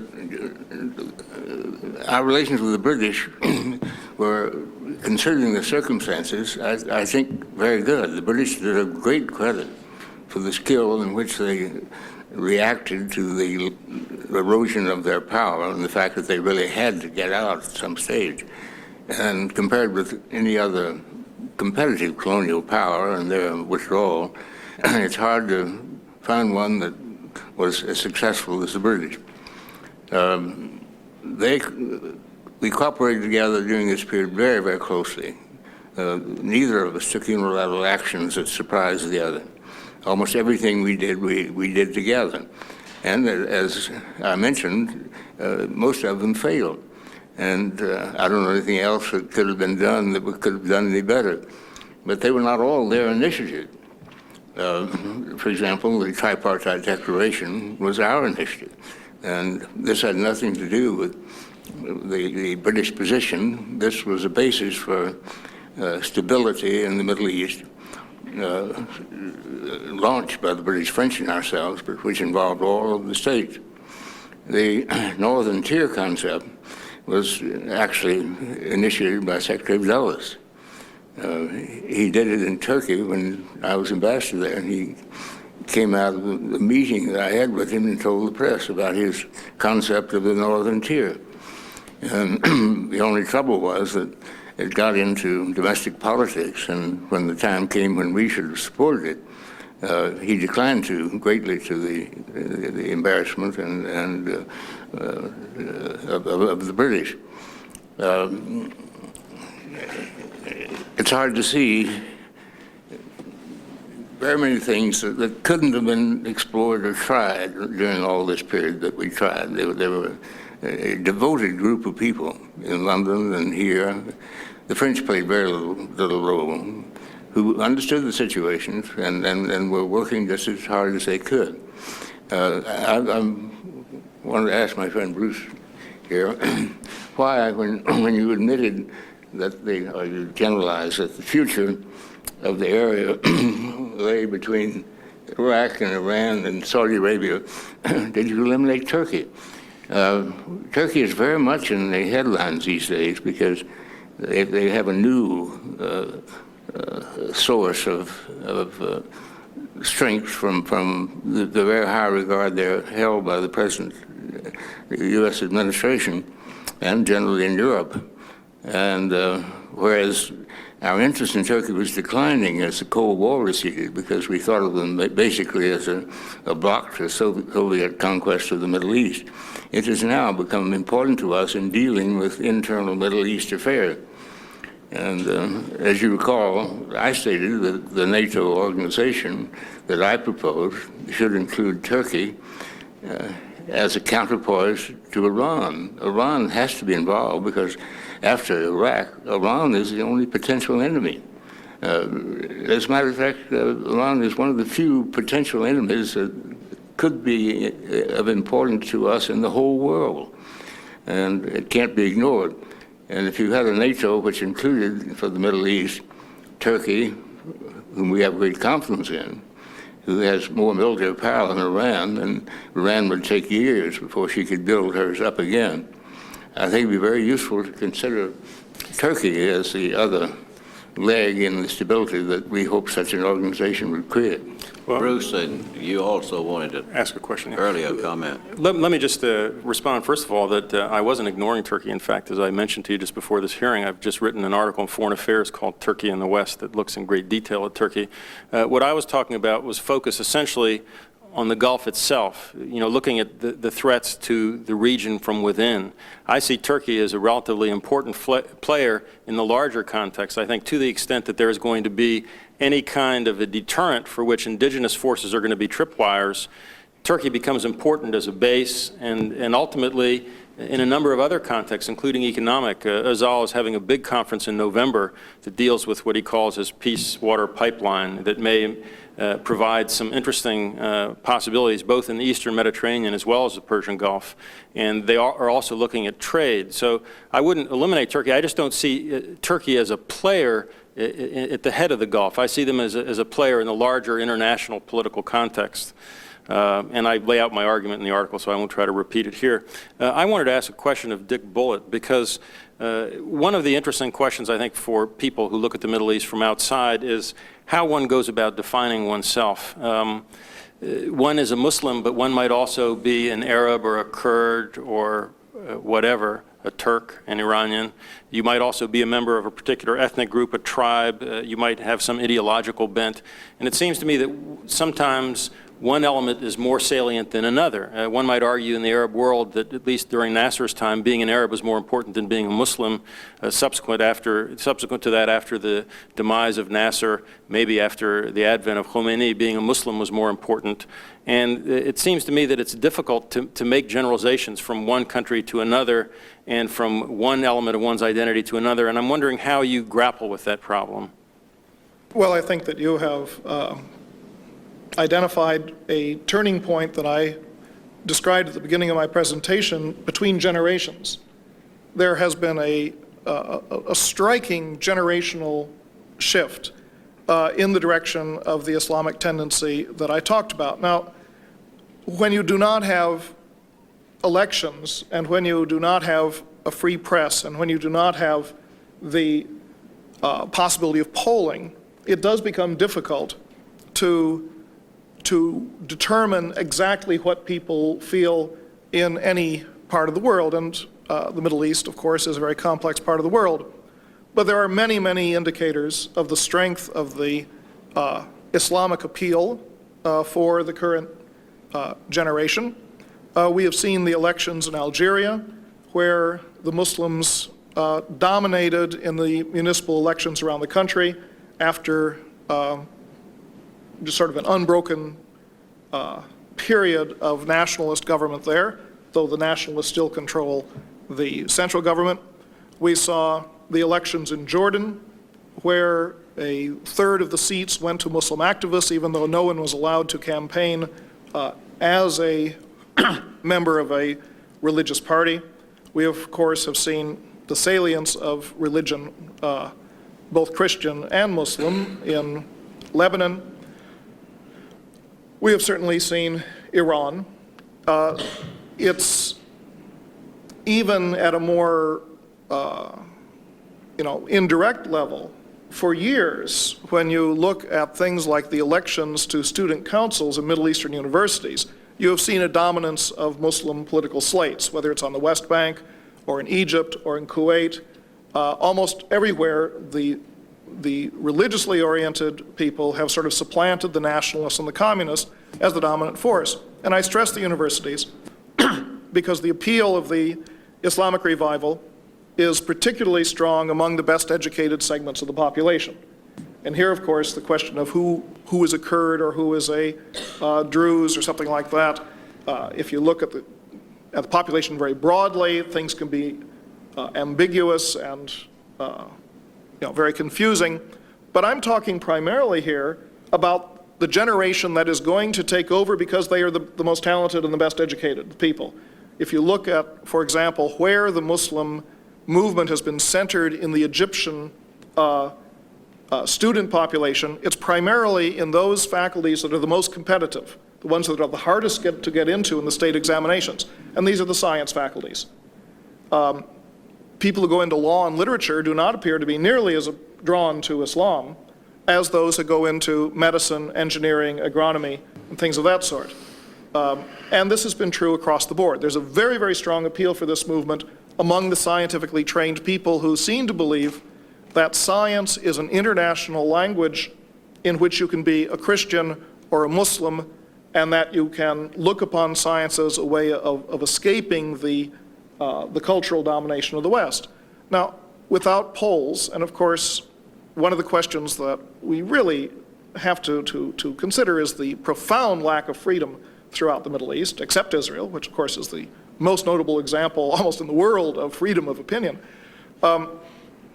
But it's very hard to produce broad spectrum poll type results of what percentage of people feel this way and that. But I think that the course of Islamic growth over the last 15 years has been so steady and so pervasive in Sunni and Shiite communities alike that I have very little doubt about the importance of the trend that I've identified. Could I ask a question? Yes. No one has included Turkey when you speak about democracies, and since I conceive of Turkey as being a part of this group, I think one has to give credit to Turkey. The Yemenis claim they're a democracy. I'm not quite sure how well it works, but this is one of their principal sources of claims and prestige against Saudi Arabia, their neighbor, who is about the same population, but of course is not a democracy. But Dr. Woodard spoke in terms of liberal so-called future leaders in these countries. And the fact that we were not supporting them, because we deal with de facto government. We should have contact with all people, and unfortunately we didn't for a long time in Iran, I think. But there's not much we can do to support them. That's not the function of our relations with another country, and would usually end in a reverse reaction if it became obvious that we were attempting to support a minority group on any political base. These people are not ready to assume power, apart from wishing them well, perhaps, and following what they do. I fail to see that there's very much that we can do to help them. As I say, I'm not advocating that we help them. I'm advocating that we do not put ourselves in a position to be seen as the main barrier to the achievement of their goals. And I would point out that there are times when even keeping in contact is something that we have not done very well. For example, during the period of the crisis that we have just gone through, the unwillingness of our government to meet with and talk to members of the internal Iraqi communities that were seeking to supplant Saddam Hussein was striking. We would not talk to these people despite the fact that they met themselves, among themselves, that they talked about creating a coalition government. I know that there were representatives of Ayatollah Hui who came to this country and were unable to find anyone in the government who would talk to them. And it was only after the rebellion had played itself out without our support that we began to see that, well, perhaps these people should have been talked to. I agree with you that it would be good to keep in touch. I do not feel that we should interfere and try and support them. But the fact of the matter is that when it comes to religious groups, I believe that our government has deliberately not kept in touch because of a feeling that this is something that is beyond consideration for U.S. policy. And I agree with you entirely. We should keep in touch, and we don't. What is the basis for understanding a democratic government? If you gave or insisted on having a new vote in Iraq, what would happen? I believe that Saddam Hussein would be voted out of power by a very substantial majority of the population. Democracy, of course, is can I say two things about democracy in the Middle East? Israel is the most complete democracy, but it is not, as Ambassador McGee has pointed out, it is not the only one. Turkey certainly is a democratic state, and I would put forward, against many people's claims to the contrary, that Iran is a democratic state. Now, in both of those countries, you have restrictions. You do not have freedom of participation for the entire spectrum. A religious party cannot run for office in Turkey. A monarchist party cannot run for office in Iran. But within a limited spectrum, you have participatory electoral institutions and active parliaments that debate legislation and support it or block it. So democracy does have some foothold in the region, but democracy has two senses. One of them is participation, the other one is access. Now, we in this country think of democracy as being participatory because we vote, but our access to government is very limited. You are, sir, the first senator that I have ever talked to in my life, and I am 50 years old, because access is not easy for Americans. But if you go into the Arabian Peninsula, where there is no participation, you have enormous amounts of access. Any Saudi citizen can go to the Majlis of an official. I have been to such a Majlis myself in Riyadh and seen the fact that a Saudi citizen can go and talk to the governor of Riyadh or talk to another prince, raise a complaint on a personal level, talk privately, and expect to have some result, maybe only kind words, but possibly action taken. It's very difficult for me as a resident of New York City to think that I could go and talk to David Dinkins simply by walking into his parlor and sitting down and waiting my turn. Of course, there'd be 7 million people there as well. But I must say that with respect to the Arabian Peninsula and the talk about democracy there, I think it would be wrong for us to underestimate the importance of something that they really value there, and that is access, which we have tended not to value because we don't have it. The problem with the access is that it's limited to the citizens in countries where the vast population is made up of non-citizens. And I think that is where we could hope for changes. There's another kind of rough democracy at work. Some places like Saudi Arabia is a good example, where a decision may be contemplated by the king, and he will pass that decision around among the royal family, who in turn will take it to the governorates, to the provinces, where it's discussed, and then a consensus arises and moves back to the top. So the king someday comes out with a decree, and it sounds like it's an absolute monarch speaking absolutely, but there's already been a filtering process. It's a democratic process. Now, you and I might not label it as such. It has the mechanics of a democracy. All monarchies probably work under the same principle.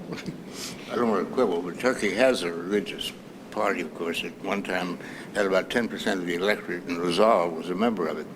It's now, I think, gone below 5%, and it's less of an issue. But the fact that they're not elected as a government is because it's such a small minority. If I may speak as a political scientist, I think the only one in the group here, democracy is one of those wonderful words that we invented in the discipline of political science, which allows us to forget its origins in ancient Greece. And what we're really talking about when we use that word is what every individual would like to believe it really is when he or she sees it. In fact, democracy really means little more than the ability of the people in any particular political system to somehow express their view, their will, and to somehow have those that make decisions understand what it is and hopefully take it into account when they make the formal decisions of government. It can take any form. I would argue that in certain circumstances today, Egypt has a participatory system. It's a parliamentary structure in which many of the people can vote, but there are limitations. Lebanon, with again different kinds of limitations, also had a variant of a parliamentary democracy. And what Professor Bullitt has described for Saudi Arabia, I too have participated. Of course, my words meant nothing because, again, I'm not a citizen of the kingdom. But nevertheless, this is a variant of what many have discussed as desert or tribal democracy. I think what we're doing is quibbling with the word. What we're really looking for, and I think what we're talking about for the Middle East, is a system in which the people can participate in the decisions, somehow have their views accepted, and move on from there. I would regard the Majlis more in the form of constituent services than I would in a formal democratic structure, for example. Well, in a democratic structure, you have another element, and that's responsiveness. Exactly. If the point doesn't get across, and if the requests don't get answered, you have the capacity to replace them.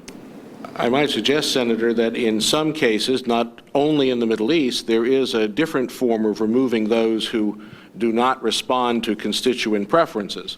And we've seen that in any number of states in the Middle East and beyond. Hopefully and fortunately, we will never reach that point in this country, though. I prefer the election process. Well, I do too, but how would you see, I think it might be useful just to briefly to look at the background of the Constitution and the effort to have broader government in Iraq before Saddam exerted his will. And what's the basis there now if they were to go back and think about democracy? Well, in a formal sense, there is, of course, a constitution Yes. which provides for the powers of the various instruments and institutions of government. There is a National Assembly. There is the Ba'ath Party, which is in many respects organized in a pseudo-democratic formal structure. Theoretically, the elections that Professor Bullitt noted before could take place. Saddam Hussein could be voted out of office. I'm not as optimistic as he is that it would happen, because I suspect we wouldn't get quite to the end point of counting the ballots correctly. But certainly the institutions in a formal sense are there. What is lacking is not the ability to claim that it exists, but the ability to actually translate it into reality. Will the vote really matter? Will there be an ability for opposition candidates to put themselves forward and to express their views and have them truly voted voted on by the participants in the system, and other questions of this sort, which we take for granted in this country and in many other democratic systems, and which I simply, at this point, do not believe would work effectively in the current Iraq. Not because the structure doesn't exist, but because the implementation of it would fail somewhere along the way. Well, you have a precedent of the United Nations supervising elections in various countries. Nicaragua, for example. You could, of course, try to use an international body to do so, but I would think that given the current Iraqi view of the United Nations being in effect the enemy, the United Nations having put together the coalition and the large number of resolutions designed in part to dismantle the system, that this would not be an acceptable body politic to watch over the elections and to supervise them.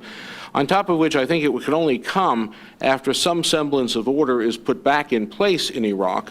And that's, of course, quite some time into the future. The United Nations would have another problem, and that is, could it guarantee the safety and ability of opponent groups to put themselves forward and participate? In the case of Nicaragua, for example, which I think is a good case for the United Nations having succeeded, the system was much more evenly divided, much smaller in size, much more orderly in operation, and there was a good deal of interest on both sides of the equation to test out the proposition of whether or not you could install an alternative. I don't think those conditions exist in Iraq today, and I don't think they're likely to in the near term. And until we have that kind of a system, we don't have the real ability of even an outsider to ensure an approximation of a free and fair election, which I regard as the sine qua non of any electoral process. Yes.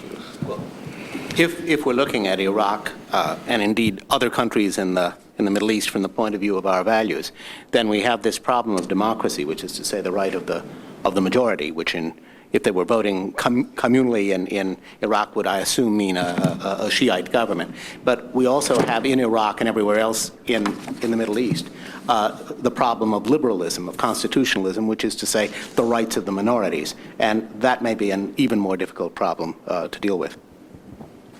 If I may, on that point, I think that's a very useful point, but it doesn't always have to work in a negative way. Of course, the system of this sort failed, I would argue, in both Lebanon and Cyprus, where there were systems set up to protect the minority. I would argue that in Egypt today, the Coptic population, which is a large segment of the people, is not adequately represented in the central government. But on the other hand, if you go to Israel, although the Arab population of Israel constitutes about 12% of the population, at least, and in some cases maybe as much as 17%, depending upon how you subdivide the voters.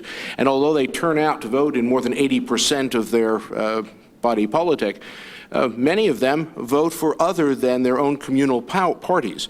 In fact, in the last election, a number of the Islamic fundamentalist groups within Israel proper wound up voting for Jewish fundamentalist parties on the grounds that this was a way to enhance their government subsidies to religious institutions. So it doesn't necessarily have to be that a religious fundamentalist group of, shall we say, Shia background will necessarily vote against a Sunni or alternative leader. And I don't think we should necessarily assume that there will be automatic communal voting. But I think we could protect against that too, although we'd have to find some kind of variant rather than use what happened in Cyprus or even in Lebanon to make it work.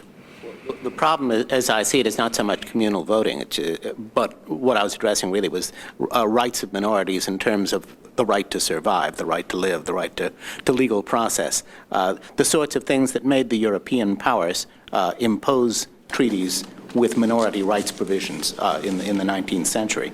And that's what I was suggesting is that's even more difficult, perhaps, than encouraging democratic regimes in the Middle East, which is difficult enough in itself. Not to monopolize, but there has been in history, and particularly in the 20th century, a good many constitutions and other institutional arrangements to try and protect minorities. I would suggest that they only are successful when there's genuine goodwill on the part of the central government to allow it to happen. And all of the treaties, documents, and constitutions that are written are ultimately subject to not only that goodwill, but the willingness to use power and violence, if you will, in a proper way. I think the British were successful because they had, to a great extent, the ability to impose the solution.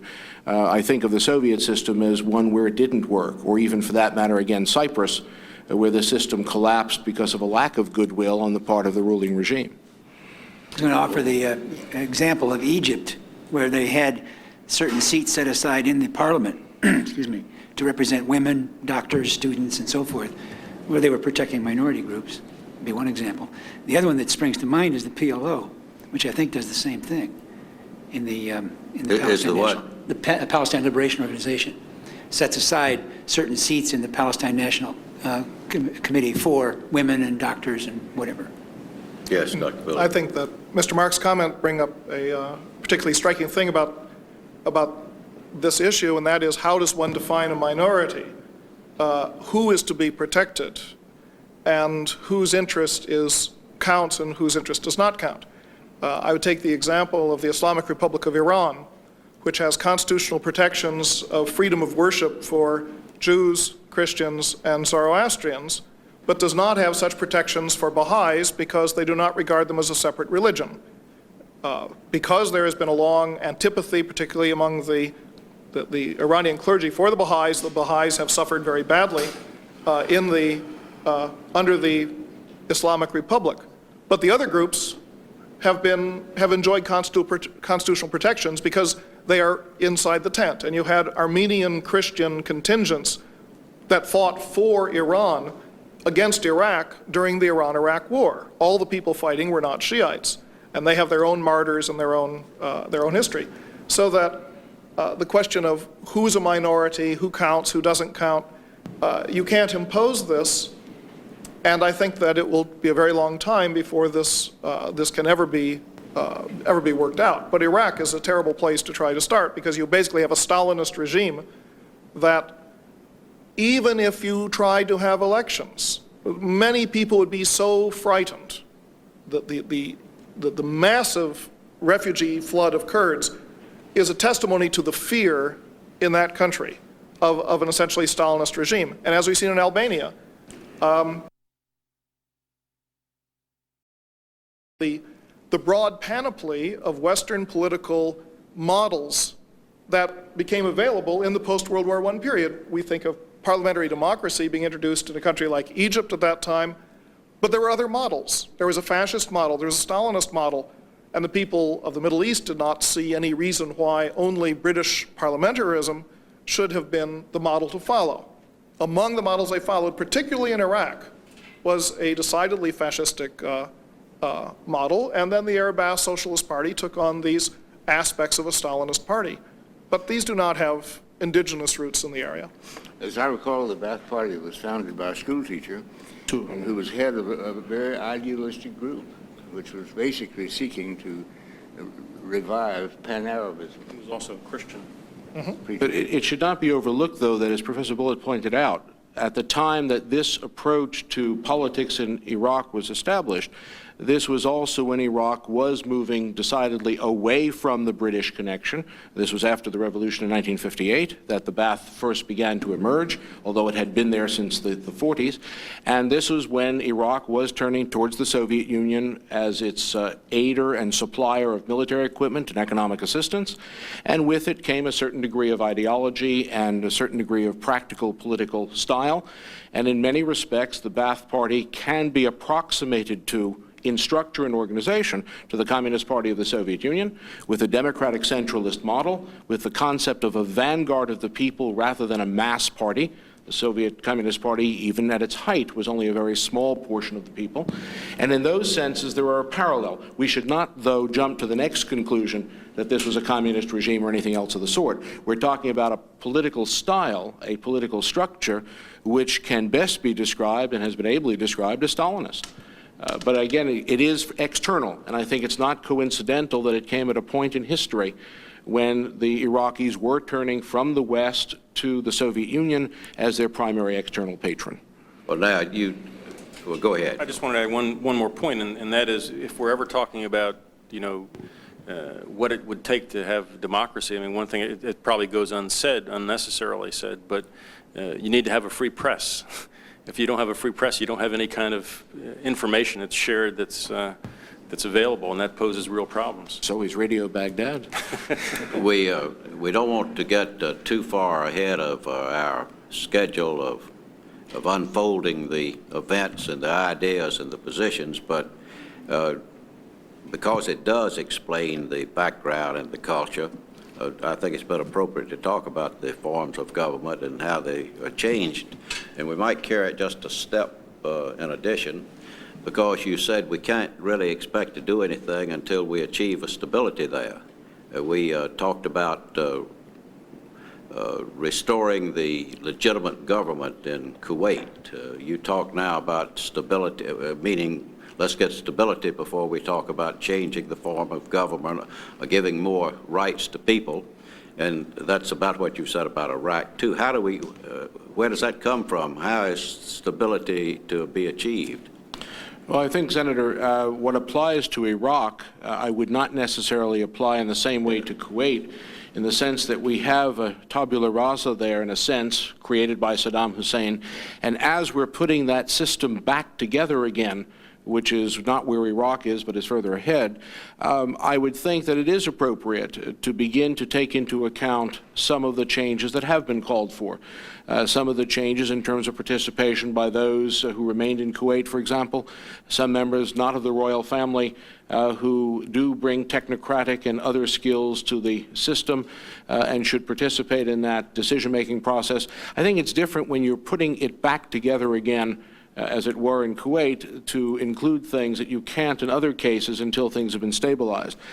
How do we stabilize a country like Iraq? I think the answer begins with an insistence that Iraq abide by the mandates of the international system, that the United Nations Security Council be implemented appropriately and quickly, and that it be made clear to Iraq that unless it does abide by the will of the international system, that there will be sanctions against Iraq, not necessarily of a military nature, but certainly we ought to have the skill and ability to force upon Iraq a collective decision of the international system and slowly but surely establish stability in that form. I think that includes dealing with the refugee problem to the north. I think it does include a more sensitive and sensible response to the Shia population to the south. I think our rush to bring the troops home has perhaps given Saddam Hussein an impression that if he holds out long enough, and the international community, as well as the United States, will then begin to move away from ensuring that that will happen. I think we need to establish the stability that we've all agreed on in those UN resolutions. I'm not very optimistic that it will happen very quickly. I'm also not very optimistic that until we do it, that we can have any real political change in that structure. I think Saddam Hussein has weathered the initial storm, and given his past track record, I would not be at all surprised to find that he weathers the entire storm and remains in Iraq, given his abilities thus far to play the system in Iraq and the international system quite well. He may have lost the war, but he may well win the diplomatic and political aftermath of it, and all indications thus far is that he is manipulating the system quite well. So I think we have to first establish that stability, assuming that he's going to be there, and then move on to the next step. My preference would be for him not to be there, but that's not a choice, I think, in the short term. I basically agree with Bernie's assessment of Iraq, but I think the United States is now such a very large frog in such a very small pond that to throw up our hands and say nothing can be done and perhaps Saddam will ultimately win is somehow not the only answer that one can give. I don't think it has ever been made clear to the Iraqi government that it might be possible for Iraq to escape all manner of intrusion in its internal affairs, sanctions, camps, and so forth, if they were to retire Saddam Hussein and his family and his Takridi clique permanently from power and preferably to put them into exile. I think that it is it is not unreasonable to have an international representation be made to Iraq that they do have an alternative, that if they get rid of Saddam Hussein, there will be a lessening of the ostracism and punishment of Iraq in a very, very rapid space of time. We have always said that somehow we hoped that the Iraqi military or the Revolutionary Command Council might do something. I don't think we've ever made it clear that there is that how tasty the carrot is that might be consumed if something were to be done. So I don't give up hope of removing Saddam from power, but I feel that if he is to be a survivor, that in a year's time, we will come to have a very, very mixed feeling about this war that we engaged in, where we liberated Kuwait, but we did not liberate Iraq, and it was Iraq that was suffering as much as Kuwait. If you had an election of just the National Assembly, how many people are in that assembly? I don't know, he's a political scientist. The formal number and the informal number is several hundred. Several hundred, is that what capacity would that assembly had if they were so inclined to be the they that can get rid of him? Our problem has been if they would get rid of him, but we haven't been able to find a they. Senator, I think, though, you're thinking, and I think we all tend to think, too much in our own terms. Yeah, I would not be looking for a vote of the National Assembly. I'd be looking for some of Saddam Hussein's closest advisors, allies, former friends, and so on, who would get the message that their futures are more predictable, safer, and better should they remove him from power by suggesting either a one-way ticket to some nice resort nearer his money, perhaps in Switzerland, or perhaps offer him some other inducements to leave the country, or, as many people hoped early on, engage in the more violent approach. I think that's the way, if we're going to get him out, we're going to get him out. Well, I think we've been calling for that all along. I asked the question, though, because because it was also stated earlier that the people would vote him out. Would the people vote for a National Assembly that would remove him, is the question. I don't think that's, again, a realistic alternative in the Iraqi structure. My guess is that you would not be able to construct such a system given the fear that is pervasive within the system, given the fact that Saddam Hussein has kept himself in power through a monopoly of violence and through a monopoly of fear all of these years. He remains in power even now because of two factors. One, we have not made it clear through either the carrot or the stick that his removal would be to the advantage of Iraqis. And I remind all of us that the president has vacillated on this in terms of his public comments. It is not clear that it was ever an objective of our war aims formally, although informally we all kind of believed and thought it was. I don't think the Iraqis are convinced that we have this as an objective, and certainly what they have misinterpreted in terms of our role with regard to the Kurds and the Shia gives them good pause to reflect on whether or not they're misinterpreting us on this issue. So it's not clear to them, which is crucial. And secondly, if they wanted to remove him, I don't think it's a popular factor or even a vote that is going to do it. It's going to have to be the reading of the tea leaves by those people close to Saddam who believe that they will be expressing popular will and gain international support and have the U.S. and others on its side if they remove Saddam Hussein either through force or through some other form of exile.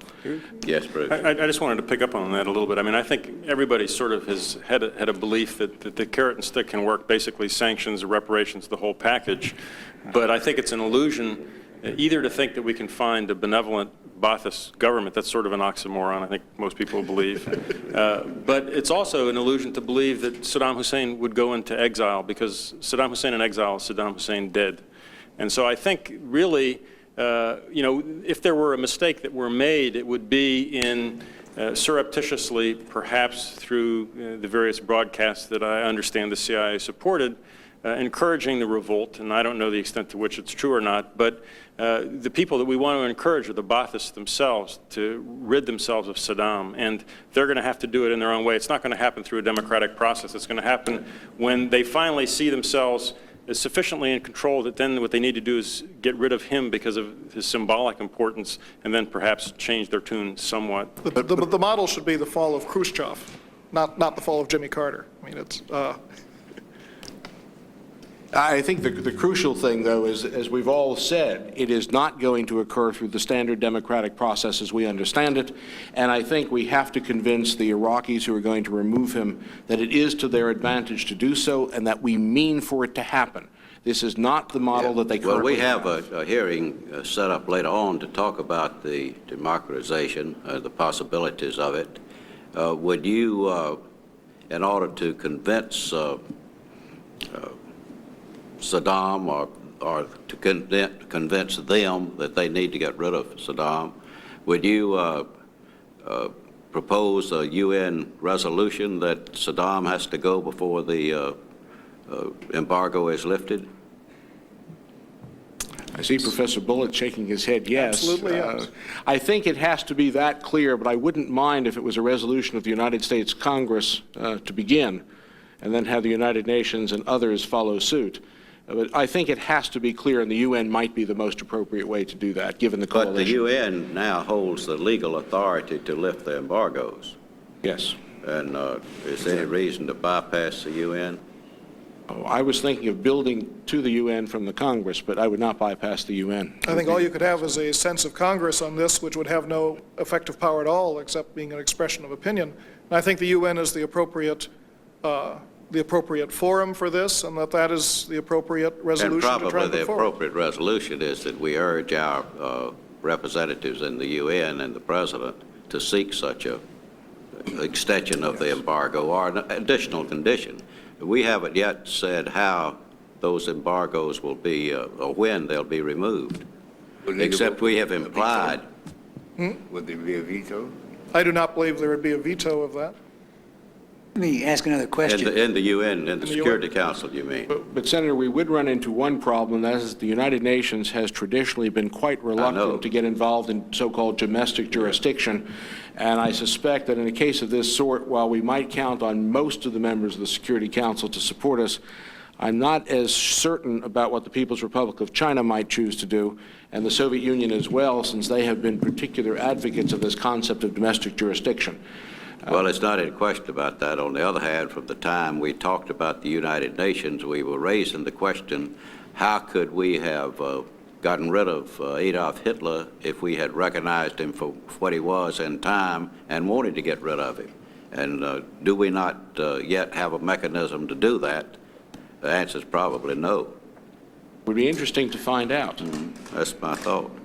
Did anybody else want another comment about the general subject or anything that you think that we ought to add that we haven't talked about in terms of the background, the history and heritage? Well, maybe just one small point to pick up on the issue of what the last 10 years has meant with the end of the Cold War and how that's affected the state of play in the region.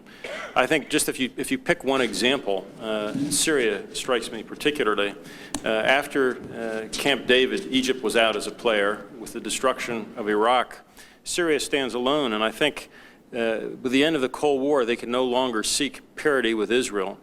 And as a result, they supported the coalition efforts. Hafez al-Assad got certain benefits as a result, probably a free hand in Lebanon. He got several $1 billion from the Saudis. He benefited from the destruction of Saddam Hussein, and perhaps for the first time in his life, he stood on an issue of principle, which was enshrined in Resolution 242 as the inadmissibility of the acquisition of territory by war. And so all I'm getting at is that the demise of the Soviet Union is going to drastically affect Syria, and the possibilities of negotiations between Syria and Israel are an interesting prospect now, where they never were before. And I think you can play out the ramifications of the demise of the Soviet Union throughout the region, and it really requires an enormous amount of creative thinking as to how we might facilitate the processes we're trying to achieve, not an old term, look to the future. Does anyone else comment on any of the implications of the end of the Cold War? I don't comment.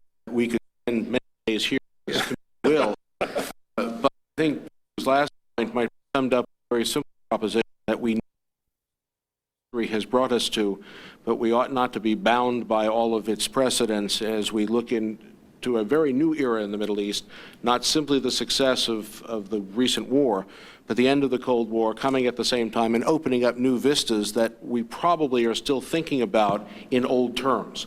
Yeah. And hopefully these hearings will help to dispel some of those notions. Any additional comment? If I could just add one word. We've come here at your very kind invitation to give our opinions on these matters, but I think that we in the academic sphere, and I excuse Mr. Fromkin from this, have an enormous obligation to revise the way in which we teach about the Middle East. Many of the misunderstandings, of the simplifications, of the stereotypes that exist among the general populace and exist, regrettably, in government, actually were fostered in the educational Middle East studies environment of the late 1950s and beyond. I think that we had a certain paradigm of thinking at that time that has become increasingly inapplicable, and that it's very important for us to look to our own house and to see how we can restructure the way in which we teach about this area so that our future legislators and statesmen receive better from us in the formative period instead of at the crisis period as we're at now. Anything?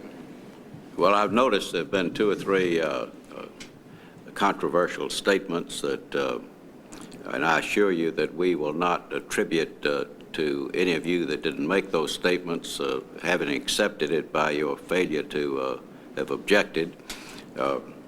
Just so this is not a consensus, and nor was it intended to be.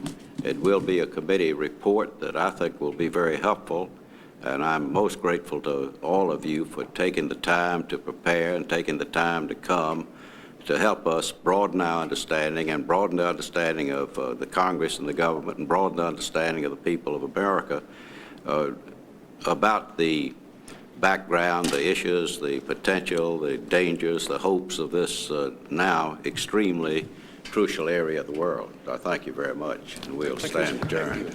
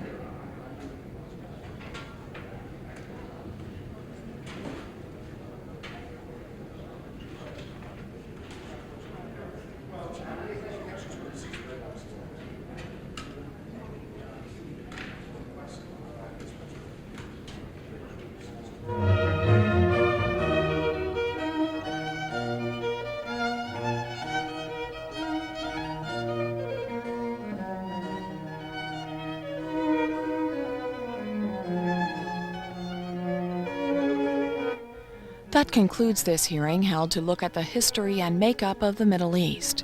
Be sure to join us Wednesday at 9 a.m. Eastern Time for a live call-in program featuring Carol Murphy of The Washington Post. She'll be our guest to talk about her Pulitzer Prize-winning reports on the early days of the Iraqi occupation of Kuwait. That's Wednesday morning at 9 a.m. Eastern Time, 6 a.m. Pacific Time.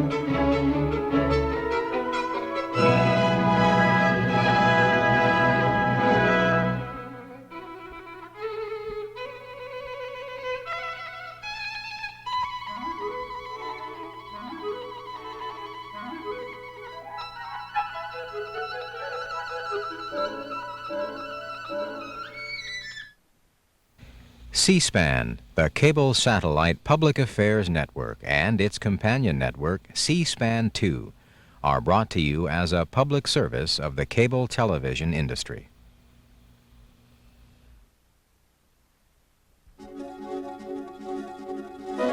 Who's put America on the line to people who make and break the news? For 10 years, C-SPAN has let you question and comment on the decisions that affect your life. Mornings and evenings. To discuss